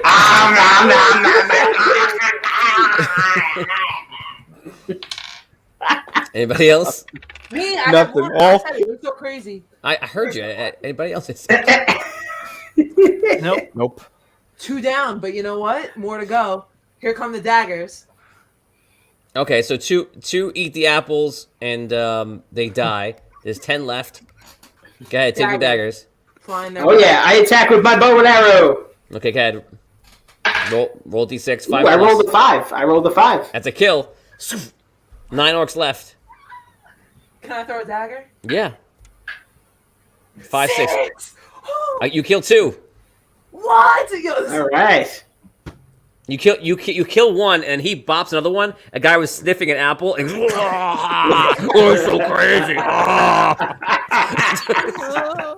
Yes. So they're down to down to 8. Kill 5, right? Yeah, 2. We just killed 3 right Killed- now. Oh man. We're down to 7. So we're down to many. 7. Lou, farmer, what do you do? I guess I'm getting my dagger and going after one of them. Okay, you throwing it or you're running in? I'll run in. I don't know how to throw anything. I'm a farmer. Okay, go ahead. Farmers can't throw. 6. All right. He kills 2 guys. You push one guy into an apple. He dies. Oh! You stab the other guy. Oh my god. What does he say when you do it, Lou? You're so crazy. Down to 5 guys. Yes. Dan? Damn. All right, I attack with my dagger. Okay. 5. A 5. That's a All kill. right. What does he say? You're so crazy. Okay, I think we're down to four guys left.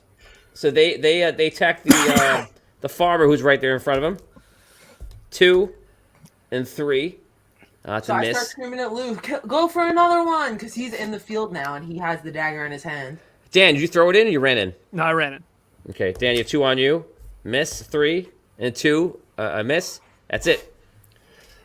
So it's 2 on 8. It's 2 I'll on take Dan. another and shot. It's 2 on Lou. Everyone got Damien. Take a shot. All right, here we go. A 5. It's a bow and kill. arrow. What does he say, Damien? You so crazy. 3 guys left. The guy Lou. Lou, kill him! You have Okay, 2 Lou. on, he has 2 on him. Oh, Yeah. 1. That's not good for me. Oh my god. Oh no. While Lou, you drop your dagger on the floor. Dan. Pick it up, pick it up, pick it up. 2. Oh no. Catherine. I try and run in and grab the dagger that's in the playing field. In the war zone, if you will. Okay, so you run in to go pick up a dagger. And, By Lou. Lou, they attack you. 6. Oh, One no. of them stabs you with a spear. It's pretty bad. You're down to 1 life.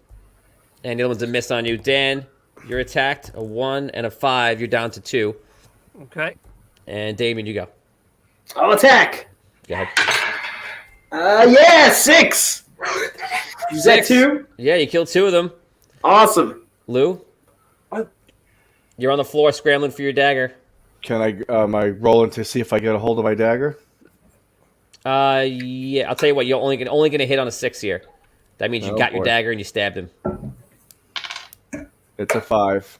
Oh, so you get the dagger in your hand, but you're not able to get the strike in. Dan, All right, here we go. 2. 2, that's a miss, and Catherine, you got your dagger.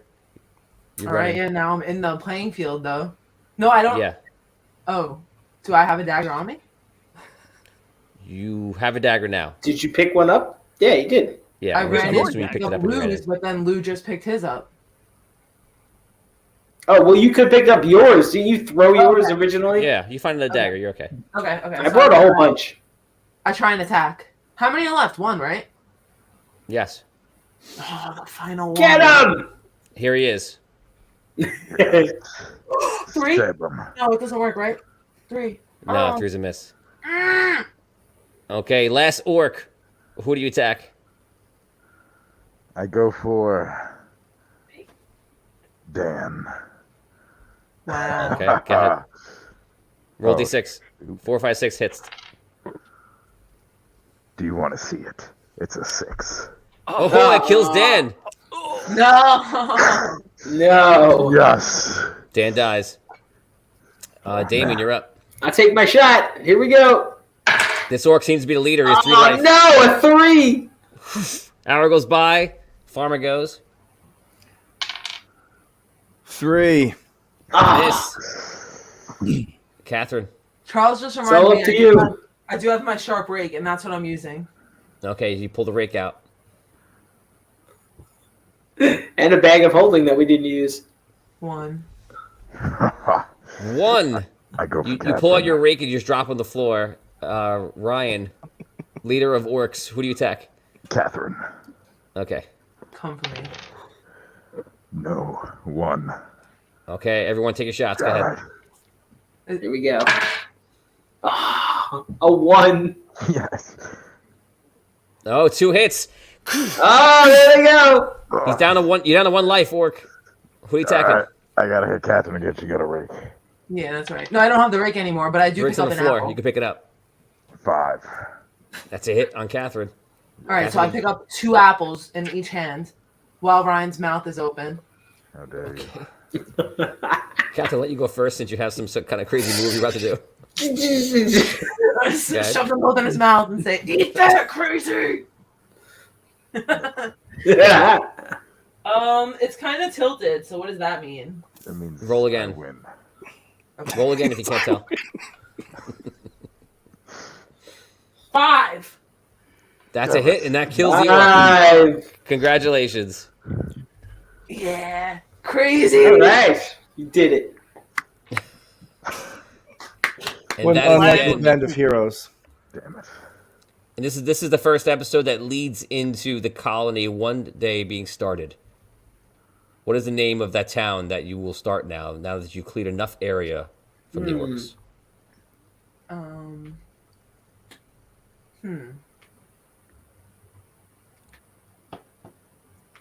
Great. What was that? Fruitville. Appleton. Appleton. There it is. Appleton. There you go. Thank you. Okay, Appleton. Guys, Thank you for my- don't go Right. anywhere. You just saw us. That was Escape the Dungeon. Congratulations to Catherine, who founded Appleton with her fellow mates. Unfortunately, the blacksmith, who she didn't have him make any armor or weapons, just keys in the forest. What did the guy who brought killed so many orcs that like he actually did? Yeah, I'll just tell you what happened. And but it went very well. He's the only person who died, and everyone I else. think it's a great thing. Like I think I set a record for winning Escape the Dungeon and not even going in the bag of Yeah, we're pulling Yeah. from the bag. That's true. Never That's a went good to the point. bag. This That'd time. be- There you go. Congratulations, because that Thank was you. amazing. Thank you. Yeah. So yeah, that's definitely. I don't know if you're the only person who ever not pull anything from the bag, so you may be. So Going down. I think Ghostface pulled 2 things, and that might have been the least. Who? Ghostface. Oh, ooh. None higher on the list but me. Yep. Let's go. Okay, guys, don't go anywhere right now. We're coming back in less than 5 minutes, and we're going live with Roll and Rumble. Well, guys, we'll see you in a short while. Don't go anywhere.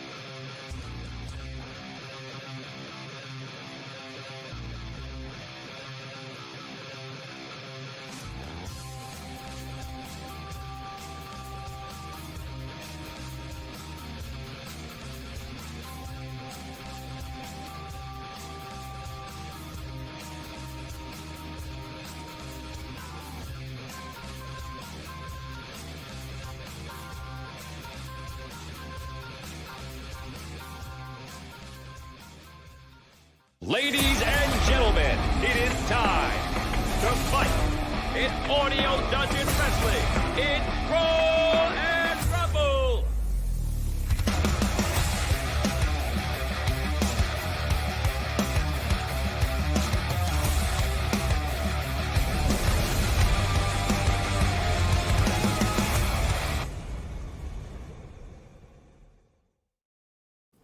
Good evening, ladies and gentlemen. I am Tony Hansen, and welcome to Audio Dungeon Wrestling's Roll and Rumble. And today, we have 3 matches for you that are very exciting. First up will be Trent vs. Slapshot. Then, Hedge Delta vs. Crusher. And then finally, at the end of the night, we're going to have a triple threat match between J-Rolls, Solus, and Proglow. Guys, this is what's happening tonight. Next week is going to be all about tag teams. We're going to have the tag team matches and hopefully by the end of the night, crown a champion in the world of tag team wrestling. But today, first thing we're going to do on the list is we're right now deeply engaged in an investigation because apparently the Audio Dungeon Federation has been the victim. I don't know how to say it, but I'm just going to put it out like that. We've been the victim of a heinous crime. What happened? Well, it appears we went to hand out the new championship belt, and it was stolen. And that's simply it. So right now, we've had a lot of personnel on this to try to figure out what's going on, and I thought it might be good to start today with a very transparent look at an investigation to try to figure out if anyone knows anything, and hopefully maybe even find out the person who is directly responsible for stealing the title weight. The belt, the heart of the Audio Dungeon Federation. Right now, we're gonna pull up Trent Barrington. Trent, how you doing today? Hey, Commissioner, how's it going? How you doing? Doing good. Trent, as you know, the belt was stolen. This is your belt. How does that make you feel just to know that day when you lifted up everything, you saw that what should have been the belt was nothing but some empty boxes? It's a crime, I'll tell you that. This is an absolute shame. This is a criminal act. We must find the perpetrators and punish them to the full extent of the law. Okay? And you know, time's passing here, Commissioner. You know, what's the organization doing about this? You know, you told me you had it under control. You said you were going to find it, no problem, get it right back, replace it, do whatever you had to do. I'm the champ now. People need to know. I need to be able to represent. Where's the belt? Where's the belt? Where is it? Well, we're trying to find out exactly where that belt is. Every single week, we've been searching around. We have my best people on to try to figure out where the belt is. I was hoping that you've had any other information that might be good for us to know. That would be great. Because right now, every day, hopefully, we're getting closer and closer to where the belt actually is located. So, yeah, I mean, I provided all the information I could possibly provide. You know where I was every second of the day that day. I was supposed to get it. Where is it? Okay. We're going to keep looking. Thank you for your time, Trent. Very disappointing. Yes. So we're gonna go over to Proglow, who is Holding a belt. is this the belt? This is not. Are you acknowledging right now that you stole the belt from Trent Barrington? Well, this isn't the belt that Trent deserves. This belt is posted in the women's locker room as a source of motivation for all the female wrestlers. The first female wrestler to ever hold the belt. This is the belt that you won. Well, Queen Sunshine won, yes. Queen Sunshine won. Yes. And she left in the women's locker room, as you're saying? Yeah. There's a replica in the locker room. And how do you know that's not the belt that's missing? Because I didn't know that belt was there.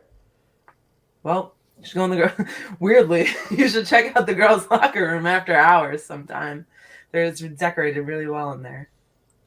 We'll have to look into this. If you could please bring that back into the arena next time we're there, I would appreciate that, because if that is the belt, that definitely solves this dilemma pretty quickly. No, I remember seeing a different when I was watching before I was in the Federation.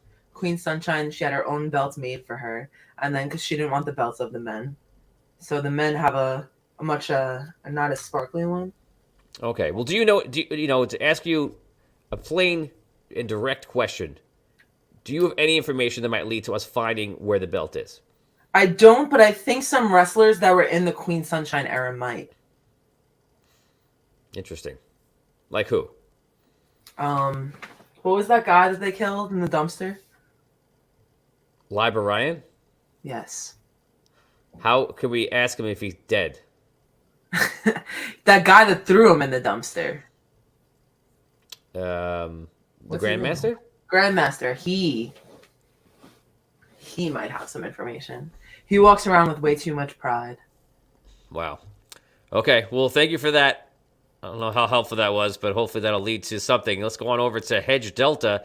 Hedge, you always have a lot to say. Hopefully you have a lot to say right now because so far we have nothing. We're trying to figure out what's going on, and we're hoping for a lead here. Yeah, well, listen, Kamish, I just gotta say, it's a really, really great idea that you've brought me in here to help you out with this investigation. I mean, obviously, we've already established 2 weeks ago that myself, I'm above suspicion. I won't be subject to any of these questions, and I appreciate your deciding to work with me in this fashion to try to identify the perpetrator of this crime. So the answer is yes, Commissioner. I will offer my services to you to try to identify the criminal here in this case. Absolutely. Okay, and you have no other information to offer to us. Well, I mean, you know where I was that entire day. I was on the trading floor of the New York Stock Exchange, just like I am every single day. You want to call up Warren Buffett? He'll let you know that I was there. You want to call up anyone on Wall Street? They'll let you know that I was there. So I could not have been at Phoenix Studios to perpetrate this crime when it was committed. Okay. Well, thank you for your time. Let's head on over to J-Rolls right now. J-Rolls, thank you for joining us right now. I'm hoping you're coherent enough to answer these questions. We're trying to figure out where is the belt. Yeah, I wish I wish that I had some insight into that for you, man, because I was shocked and appalled to see there was no belt. I mean, Trent clearly the guy fought his butt off. He earned that championship, and it's a shame that he's not getting what he rightfully deserves. I mean, I have no beef with the guy, and any way that I can help, I would be happy to try and see the champ get what's rightfully his, man. So there's nothing you saw, nothing else that you feel like you can add to this investigation? No, unfortunately, I was out of town on a business trip last week, and I was not in contact with anybody in the entire company, so I was not privy to any more information. What sort of business trip was that? I was in South America. I was scouting out some new plants for my business. Oh, okay. Okay. Well, thank you very much for that. We appreciate your time. Let's get on over to Slapshot. Slapshot, good to see you. We're hoping that you have more information to help us try to track down whoever this culprit is that took out the belt. Commissioner, championships are sacred in athletics. I grew up even as young in Pee-wee hockey. We didn't get participation trophies. If you wanted a trophy, you had to earn it, all the way from Pee-wee to the belts here to the Lord Stanley's Cup. I wish I had more information to give you, Commissioner. Personally, I was at the rink keeping my skills sharp. We're in the National League is in the middle of their games, and I've got to keep my skills sharp in case I ever get that call and a team needs me to strap on my skates for them. But I will stand right there with Hedge as well, and I will help you out in any way possible. Am I a little salty that I lost the belt in that final match? Yes, but that doesn't mean I stole anything. Trent Barrington earned that title fair and square, and I'm looking forward to earning it back fair and square. So let's find that belt and get back to business. Okay. Thank you for the strong words. Let's go on over to Solus. Solus, I have to say that you've definitely garnered many enemies, and it's not because you haven't possibly earned that reputation of being, I don't know how trustworthy really could say you are. So, flat out, did you steal the belt? Because I know a lot of people are thinking that. Did you steal the belt? Can you hear me? Yes, I can hear you. Okay, good. I did not. I wish I did. But I'm too busy rebuilding Solus. I will be the champion. Honorably, but I think Slapshot is a piece of crap. And I think he took it, and I think he's colluding with Hedge, and I think that's what's going on, because it wasn't me. I wish I did. Are you positive it wasn't you? I can be as transparent as needed. Okay, I need you to be very transparent. It was not me.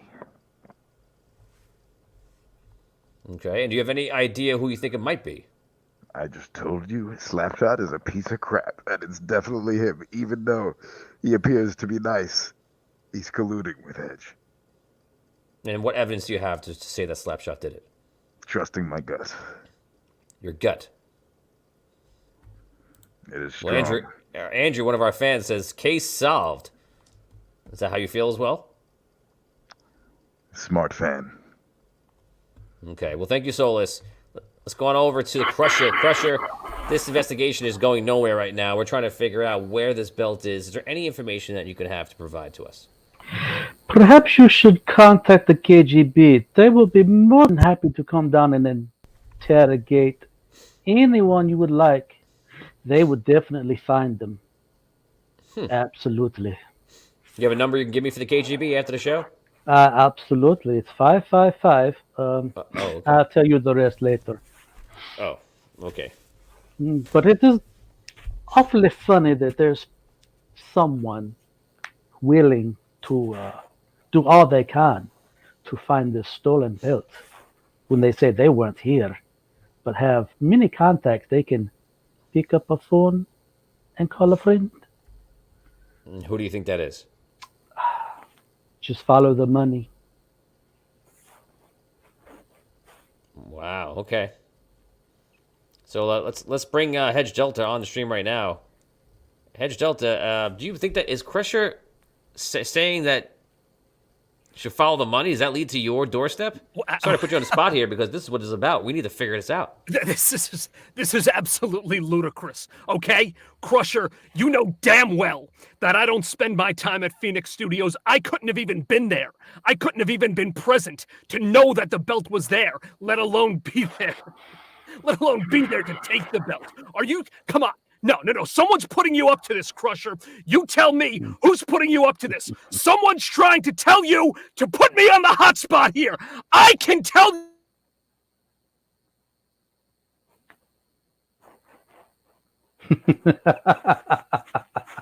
It seems that you've been cut off.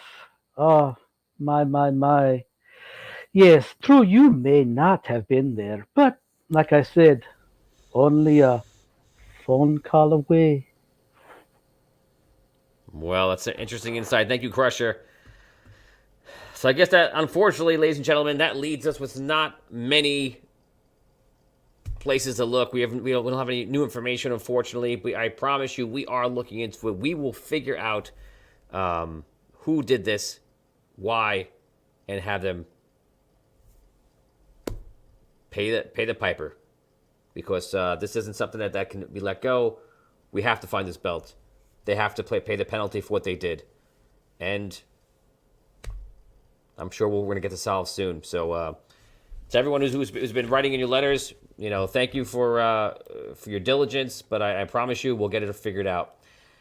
So without further ado, guys, let's get ready for our first match today. It is going to be Trent Barrington versus Slapshot. After that, Hedge Delta versus Crusher. And then a triple threat match between J Rolls, Solus, and Proglow. Let's get Trent Barrington up right now versus his competitor, Slapshot. Guys, this is Roll and Rubble. It's a one-on-one match. May the best fighter win. Let's do it. All right. Opening go. with my called move, the face-off. Here we go. Rock and roll. And that natural one. I got a 1 also. Tricks does not apply. Okay. All right. Let's try that again. 4. I've got a 5. Okay. All right. So here I come. Gonna strut out to the center of the ring. Give you a nice uppercut to get things going. Take 4 damage. Okay.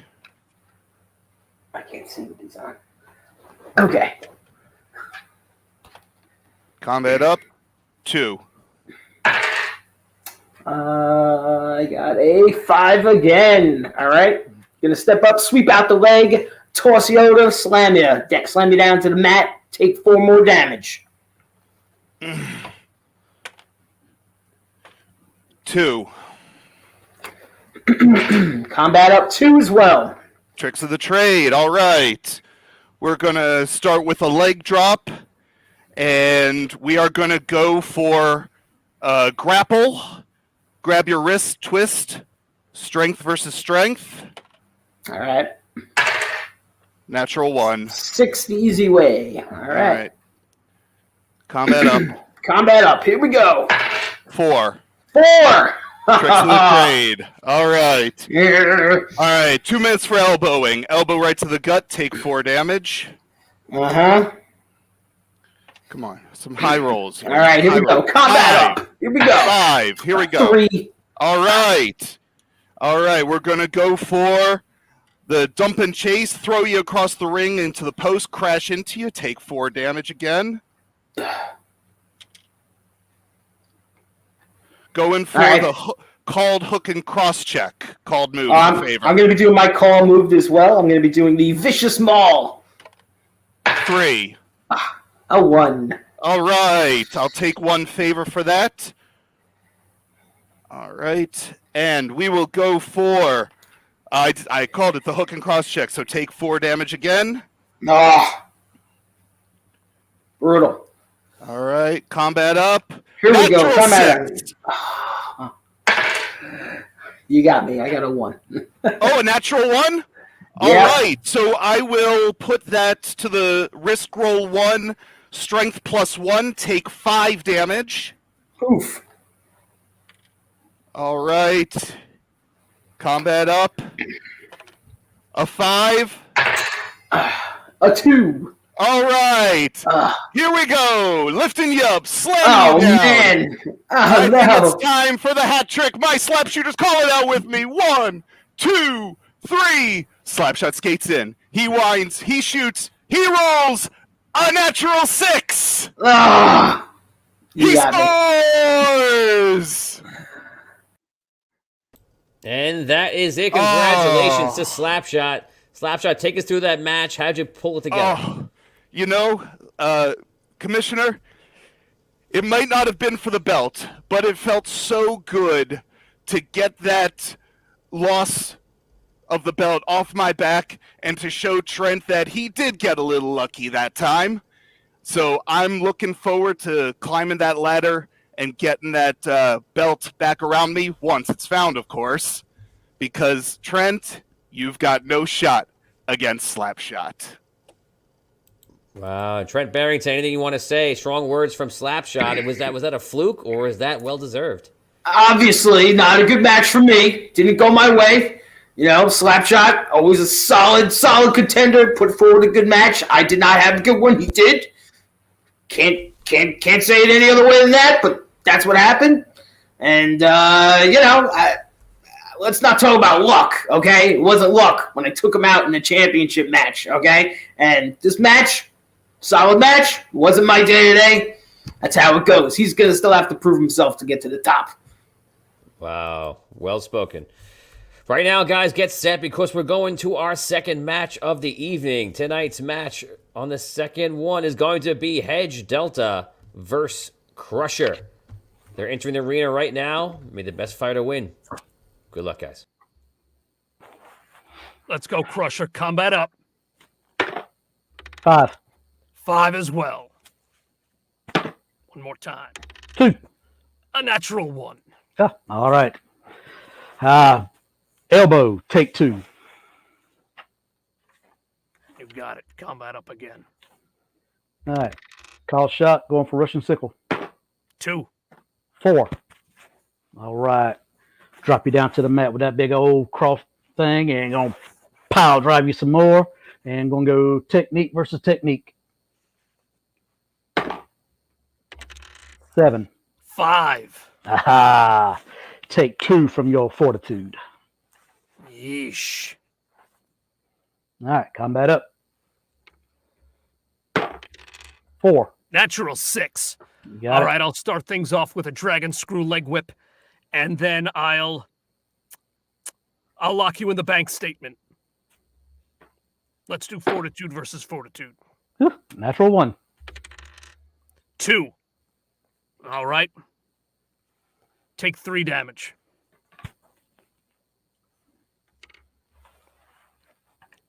Combat up. Oh, Natural 1. natural 1. Natural 6. 4. All right. Back body drop. Take 2. Got it. 2. 5. Got All it. right, this time I'll pick you up for a quick scoop slam. Follow it up with an elbow onto the mat. This time, I'm going to try to use the ropes to damage you. Technique versus technique. Natural 6. Oof, that's a 7. All right, combat Combat up up. again, Crusher. Let's go for the Chernobyl. Another called shot. 4. 5. Nice. Take a favor. All right. Bunch of German suplexes. Take 2.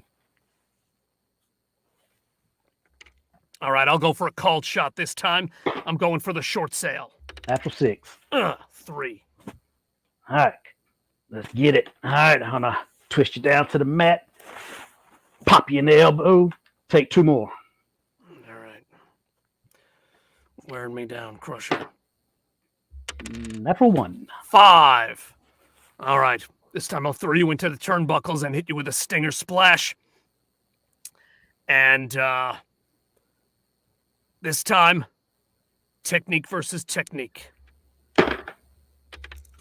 It's 7. 5. All right. Combat up. Natural 1. 3. All right. This time I'll hit you with an arm drag. And let's do strength versus strength. Natural 6. Oh, wait. I'll use one of my re-rolls. Re-roll that, Crusher. Reroll mine. Okay. All right. It's a 5. So that's 7. All right. You got it. Whew. All right. Take 2 damage. All right. Combat up. Natural 6. Oh, 5. All right. Put you in a headlock. I'm going for a grapple. Strength versus strength. Oh, 4. 2. All right. Go again.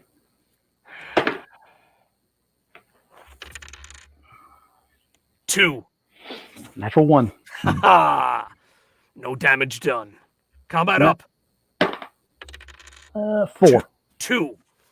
All right. Throat punch. Take 2. All right.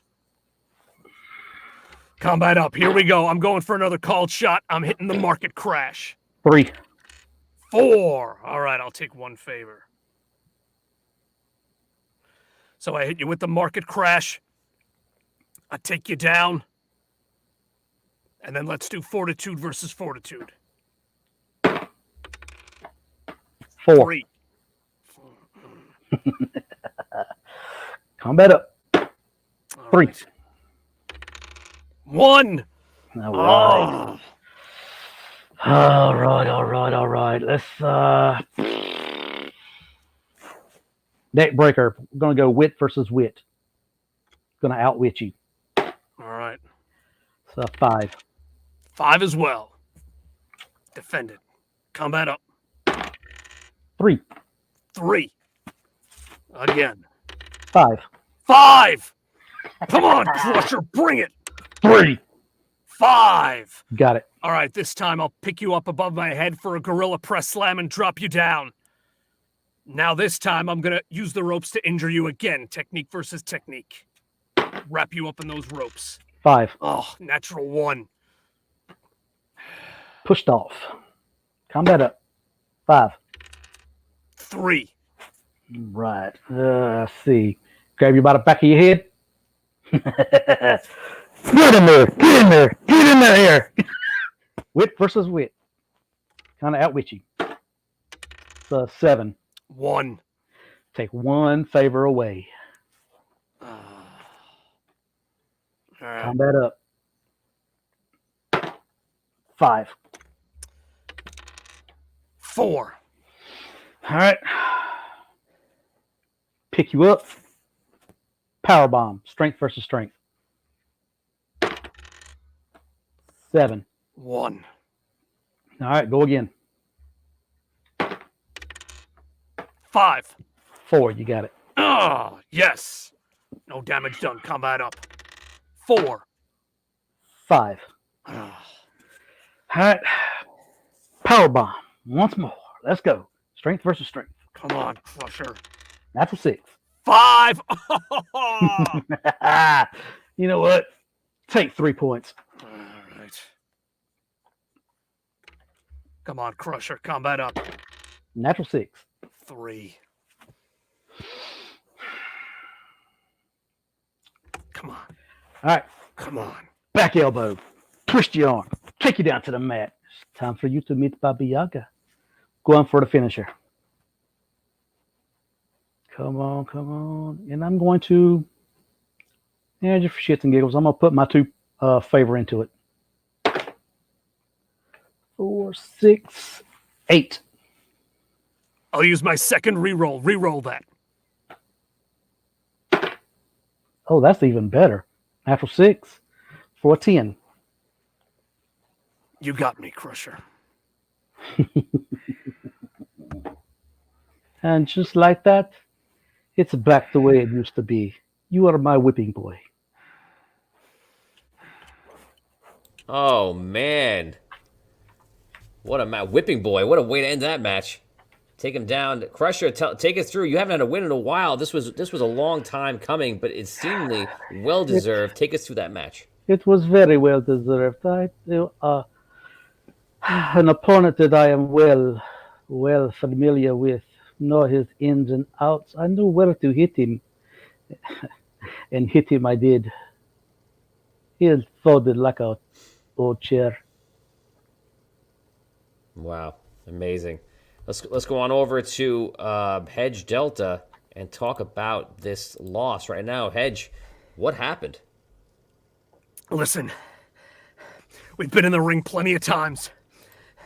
We've all heard all the talking from Crusher, and we heard all the talking from Trent. Me and Slapshot, we're putting the challenge out there now.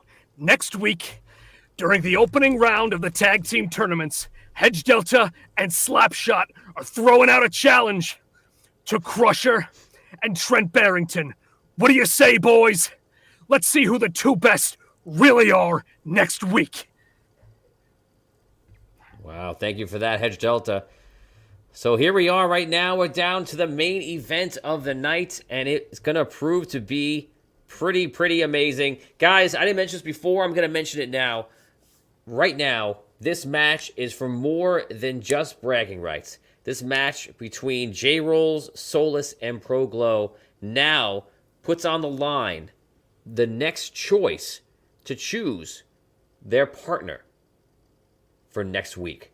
The winner of this match, the first to pinfall another, wins this match, and tonight will choose their teammate in the oncoming trials that start next week in the tag team championship matches. So right now, let's get ready. We're going to hear from each wrestler right now as they get ready. Let's do it. Holy smokes, I'm no joke out the bullpen. Bringing nothing but heat, leave you hanging like clothespins. He's a beast when he goes in, ice cold frozen. The first round draft pick, number 1 chosen. Drop bombs, explosion, self-promotion. Hey man, it's time. It's time to get rolling. Everybody, hopefully you came out to see J Rolls have a great show tonight, because I've never been in a 3-way match before in my short time here. But I think it's going to be my my lucky night. I like these odds. I like the environment, and I can't wait. I'm not sure who I'm going to pick yet. Maybe one of my opponents in this very match is going to show me something and want to make me want to have them as a tag team partner. I can't wait to get in that ring in my first main event match. This is awesome.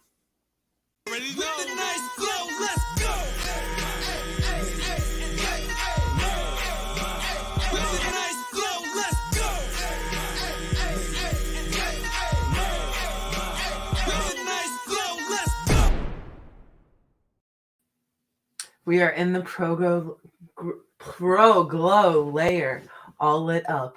The lights are flowing through me with the energy. I am ready to win this match and be the second female tag team champion when I pick the best teammate for me. Let's go.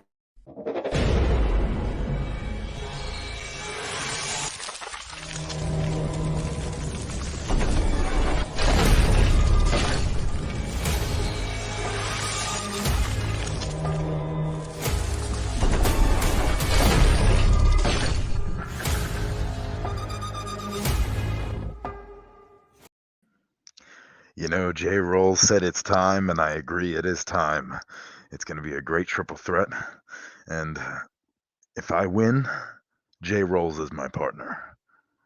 That is it.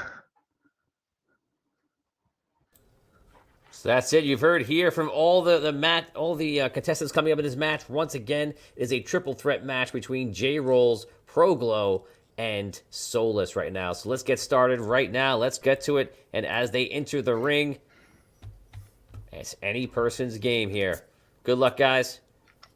All right. Let's do it. Let's kick some ass. I step into the ring, and I roll. 5. 1. Yes, okay. I take this chance to pose to the crowd, and I'm going to roll that, but my dice fell off the table. Oh, so it looks like that's a 1. We'll see you next week, though. Yes, Count that okay. up. I'll take that 1. But I still have to find my dice. Can we hit him while he's down, or what's the deal about that? He's not even looking. I will allow you to win every single round, every round that he cannot find his dice. Sweet. All right. So I rolled a 1 again.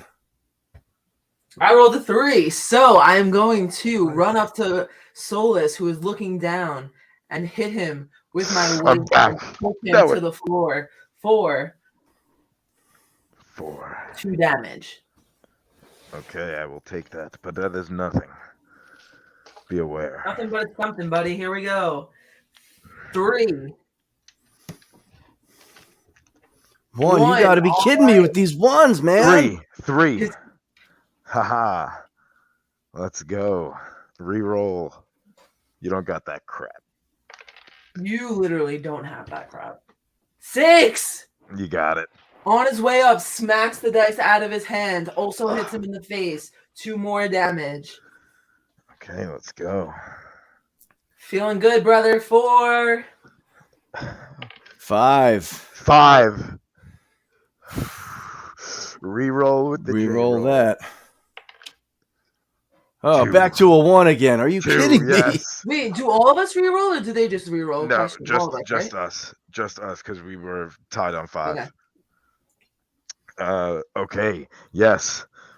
I attack Cat with a clothesline. Take 3 damage. No, 4 damage. How is your... Okay. Strength is 4. Let's go. Okay. 2. Next round. Natural 6. You got it. All right. I'm going to deliver a knife edge chop to Soulless. Take 1 damage. Just 1. Okay. Yes. He sees the light. 5. Natural 6 again. Oh, J-Rolls is lit up. And I got a 1. Damn it. I'm going to turn around on Pro Glow and hit her in the face with a step up Enzigiri. Take 1 damage. That was rude. Let's go. 3. Just a reminder on all attacks, on 6 and 1s allow you to start as if you risk rolled one time already. So make sure you can take advantage of 6 and 1s. I just got a 6. 4. Yes. All right. I return the favor to J-Roll with a nice chop to the chest. Take 4 damage. Oh, that hurts. Yes. 5. 4. And then 3. after the chop, I backhand Pro Glow. Take 4 damage. Oh my, nice. Heavy hitter, heavy hitter. 4. Wait. No, it's a 1, damn it. Natural 6. Jeez, these 6s, boys. I'm going to super kick Soulless right in the face. Take 2 damage. Damn it. 6, natural 6. 3. 3. Okay. I return the favor with a nice running knee to J-Roll right to the chin. Take 4 damage. 1. 3. Yes! I will hit Solus with an uppercut punch for 2 damage. Weak nothing. You're weak nothing. Let's go. 5! 3, damn it. 3. Yes! Like I said, weak nothing. Take Solus' face, smush it into this floor. His little cheeks are like this against the floor and my hand. Through 2 the damage. mask, you see his little puffer face coming out. It's 2 damage. And it hurts a lot, though. That 2 damage. I get up off the floor. 2, damn it. 2. 2. Let's What go. are the odds of that? Let's go. 5. 2 again. 3. Dang it. Yes, I take Pro Glow knee. Then I take her down to the floor. Curb stomp on the floor. Take 4 damage. Aish. Yes, where'd my pen go? That's right. Look for it. Dang. Holy crap. Okay, I'm back. 2. 3. Oh, okay. 3 again. Oh, 6. Natural 6. oh. Get him. I'm going to turn this around and I'm going to hit a Japanese arm drag on Pro Glow. Girl, what? For 1 damage? Take 2 damage. Let's go. For 1 out? Next round. 6! 1. 5. Yes! So, Ryan, 1. So, I don't have my second sheet in front of you, but I want to do the thing where it's 6 and 1, and you slowly deteriorate. Is it? Oh, I don't have my freaking sheet. It's at the studio. Dang it. Haha. Then you Dang deserve. it! Then you deserve everything you get. You know what? No, I have this skill that makes me not need the second roll for using my skill of dropping one of your skills. I don't know what you're saying.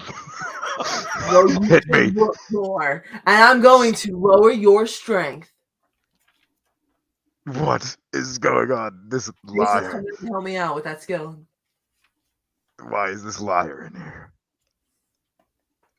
What is going on? There's no noise. What? There's no noise. Drop his skill. I brought in Slapshot, so the Slapshot looked like he might have known what the skill is you have for you. So Okay. Sorry, I called him a liar. He's coming to help us out. looks like you're still muted, Slapshot. I said it looks like Progo's acting a little dirty. Yeah, it's dirty. Minus your strength. Weak. That should be nothing that should be thanks, that Jason. should have been time disqualified. That was crazy. You know what should have been time disqualified? When you couldn't find the only thing you have to bring with you. One little die. You couldn't find it. First roll of the match. Touche. Let's continue. Thank you. Roll 2, damn it. 4. 5. Yes. All right, I'm gonna lay down some fortitude here. I'm gonna throw a submission hold. I'm gonna put Pro Glow in an ankle lock, and I'm gonna risk roll this.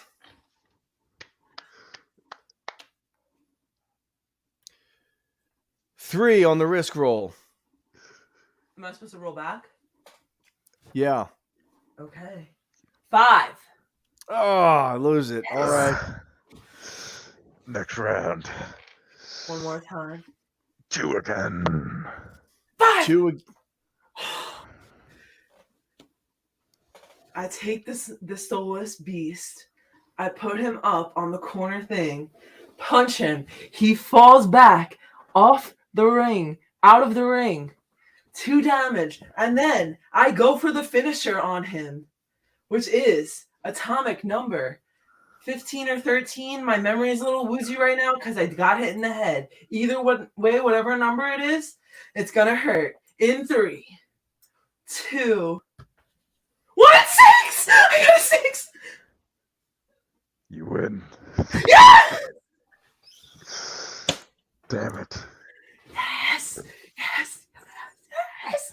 Yes! Champion once again. Who run the world? Girls. Congratulations! Right now, you won combat and then went for the finisher and took it right then and there. That entitles you today. You know, it does bring you, I suppose, one step closer to championship.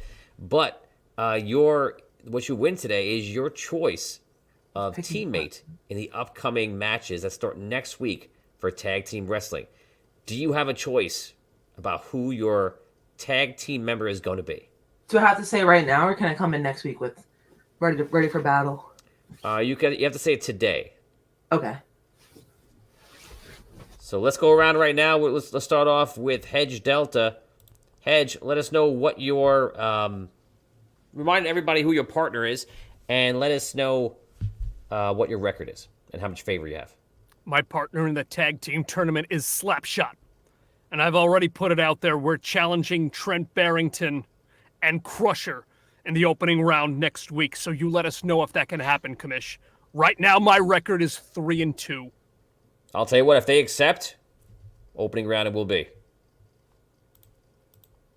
Slapshot, I suppose you're in on that, right? You agree? Absolutely. Hedge Delta and I are going to make a perfect team. Every great athlete needs a great financier to manage his contracts and get those high bucks. And he and I are going after gold around our belts. Gotcha. Going over to Trent Barrington. Trent, you accept their challenge. They want you guys in the first round. You and Crusher. Do you accept? These guys are walking into a world of pain. A world of pain.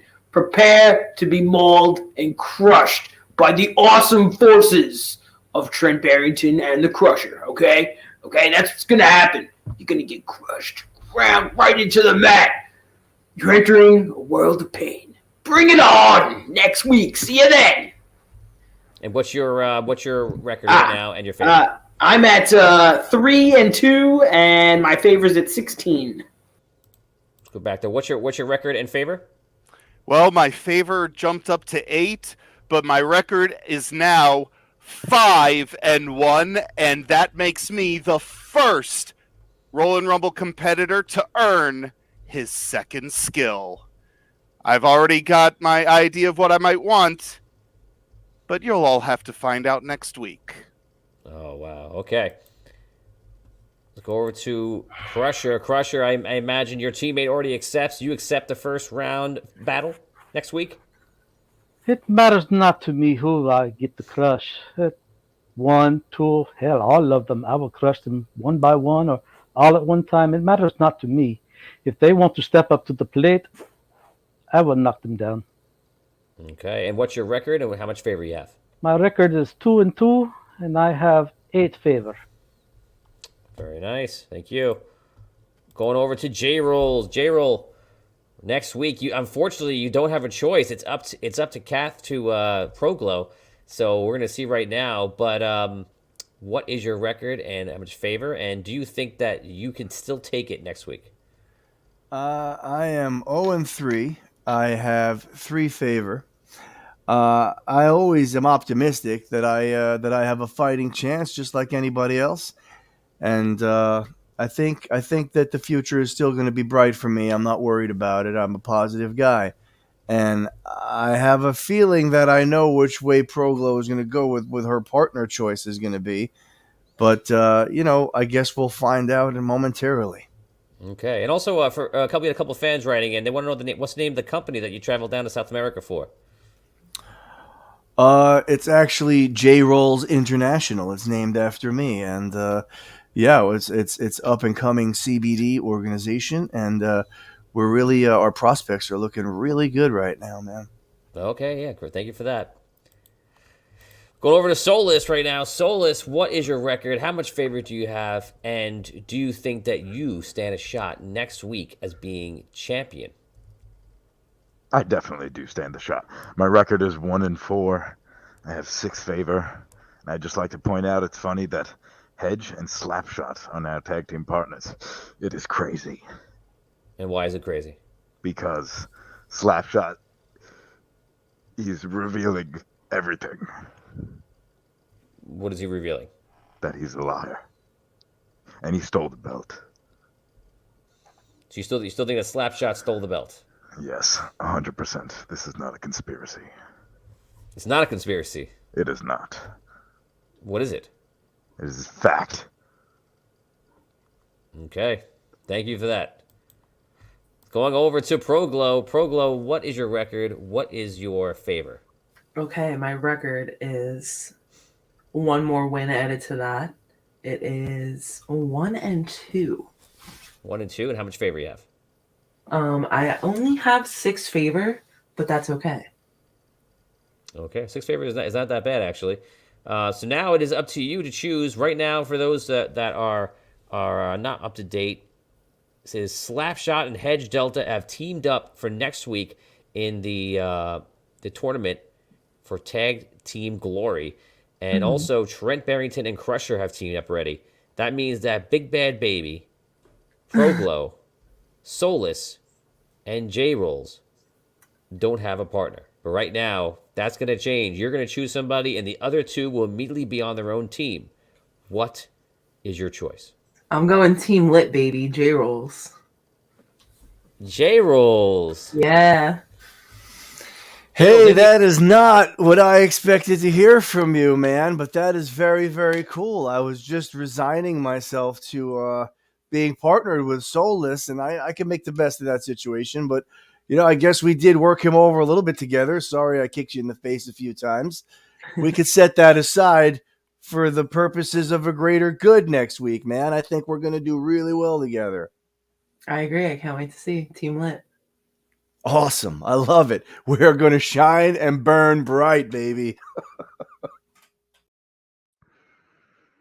Very nice indeed.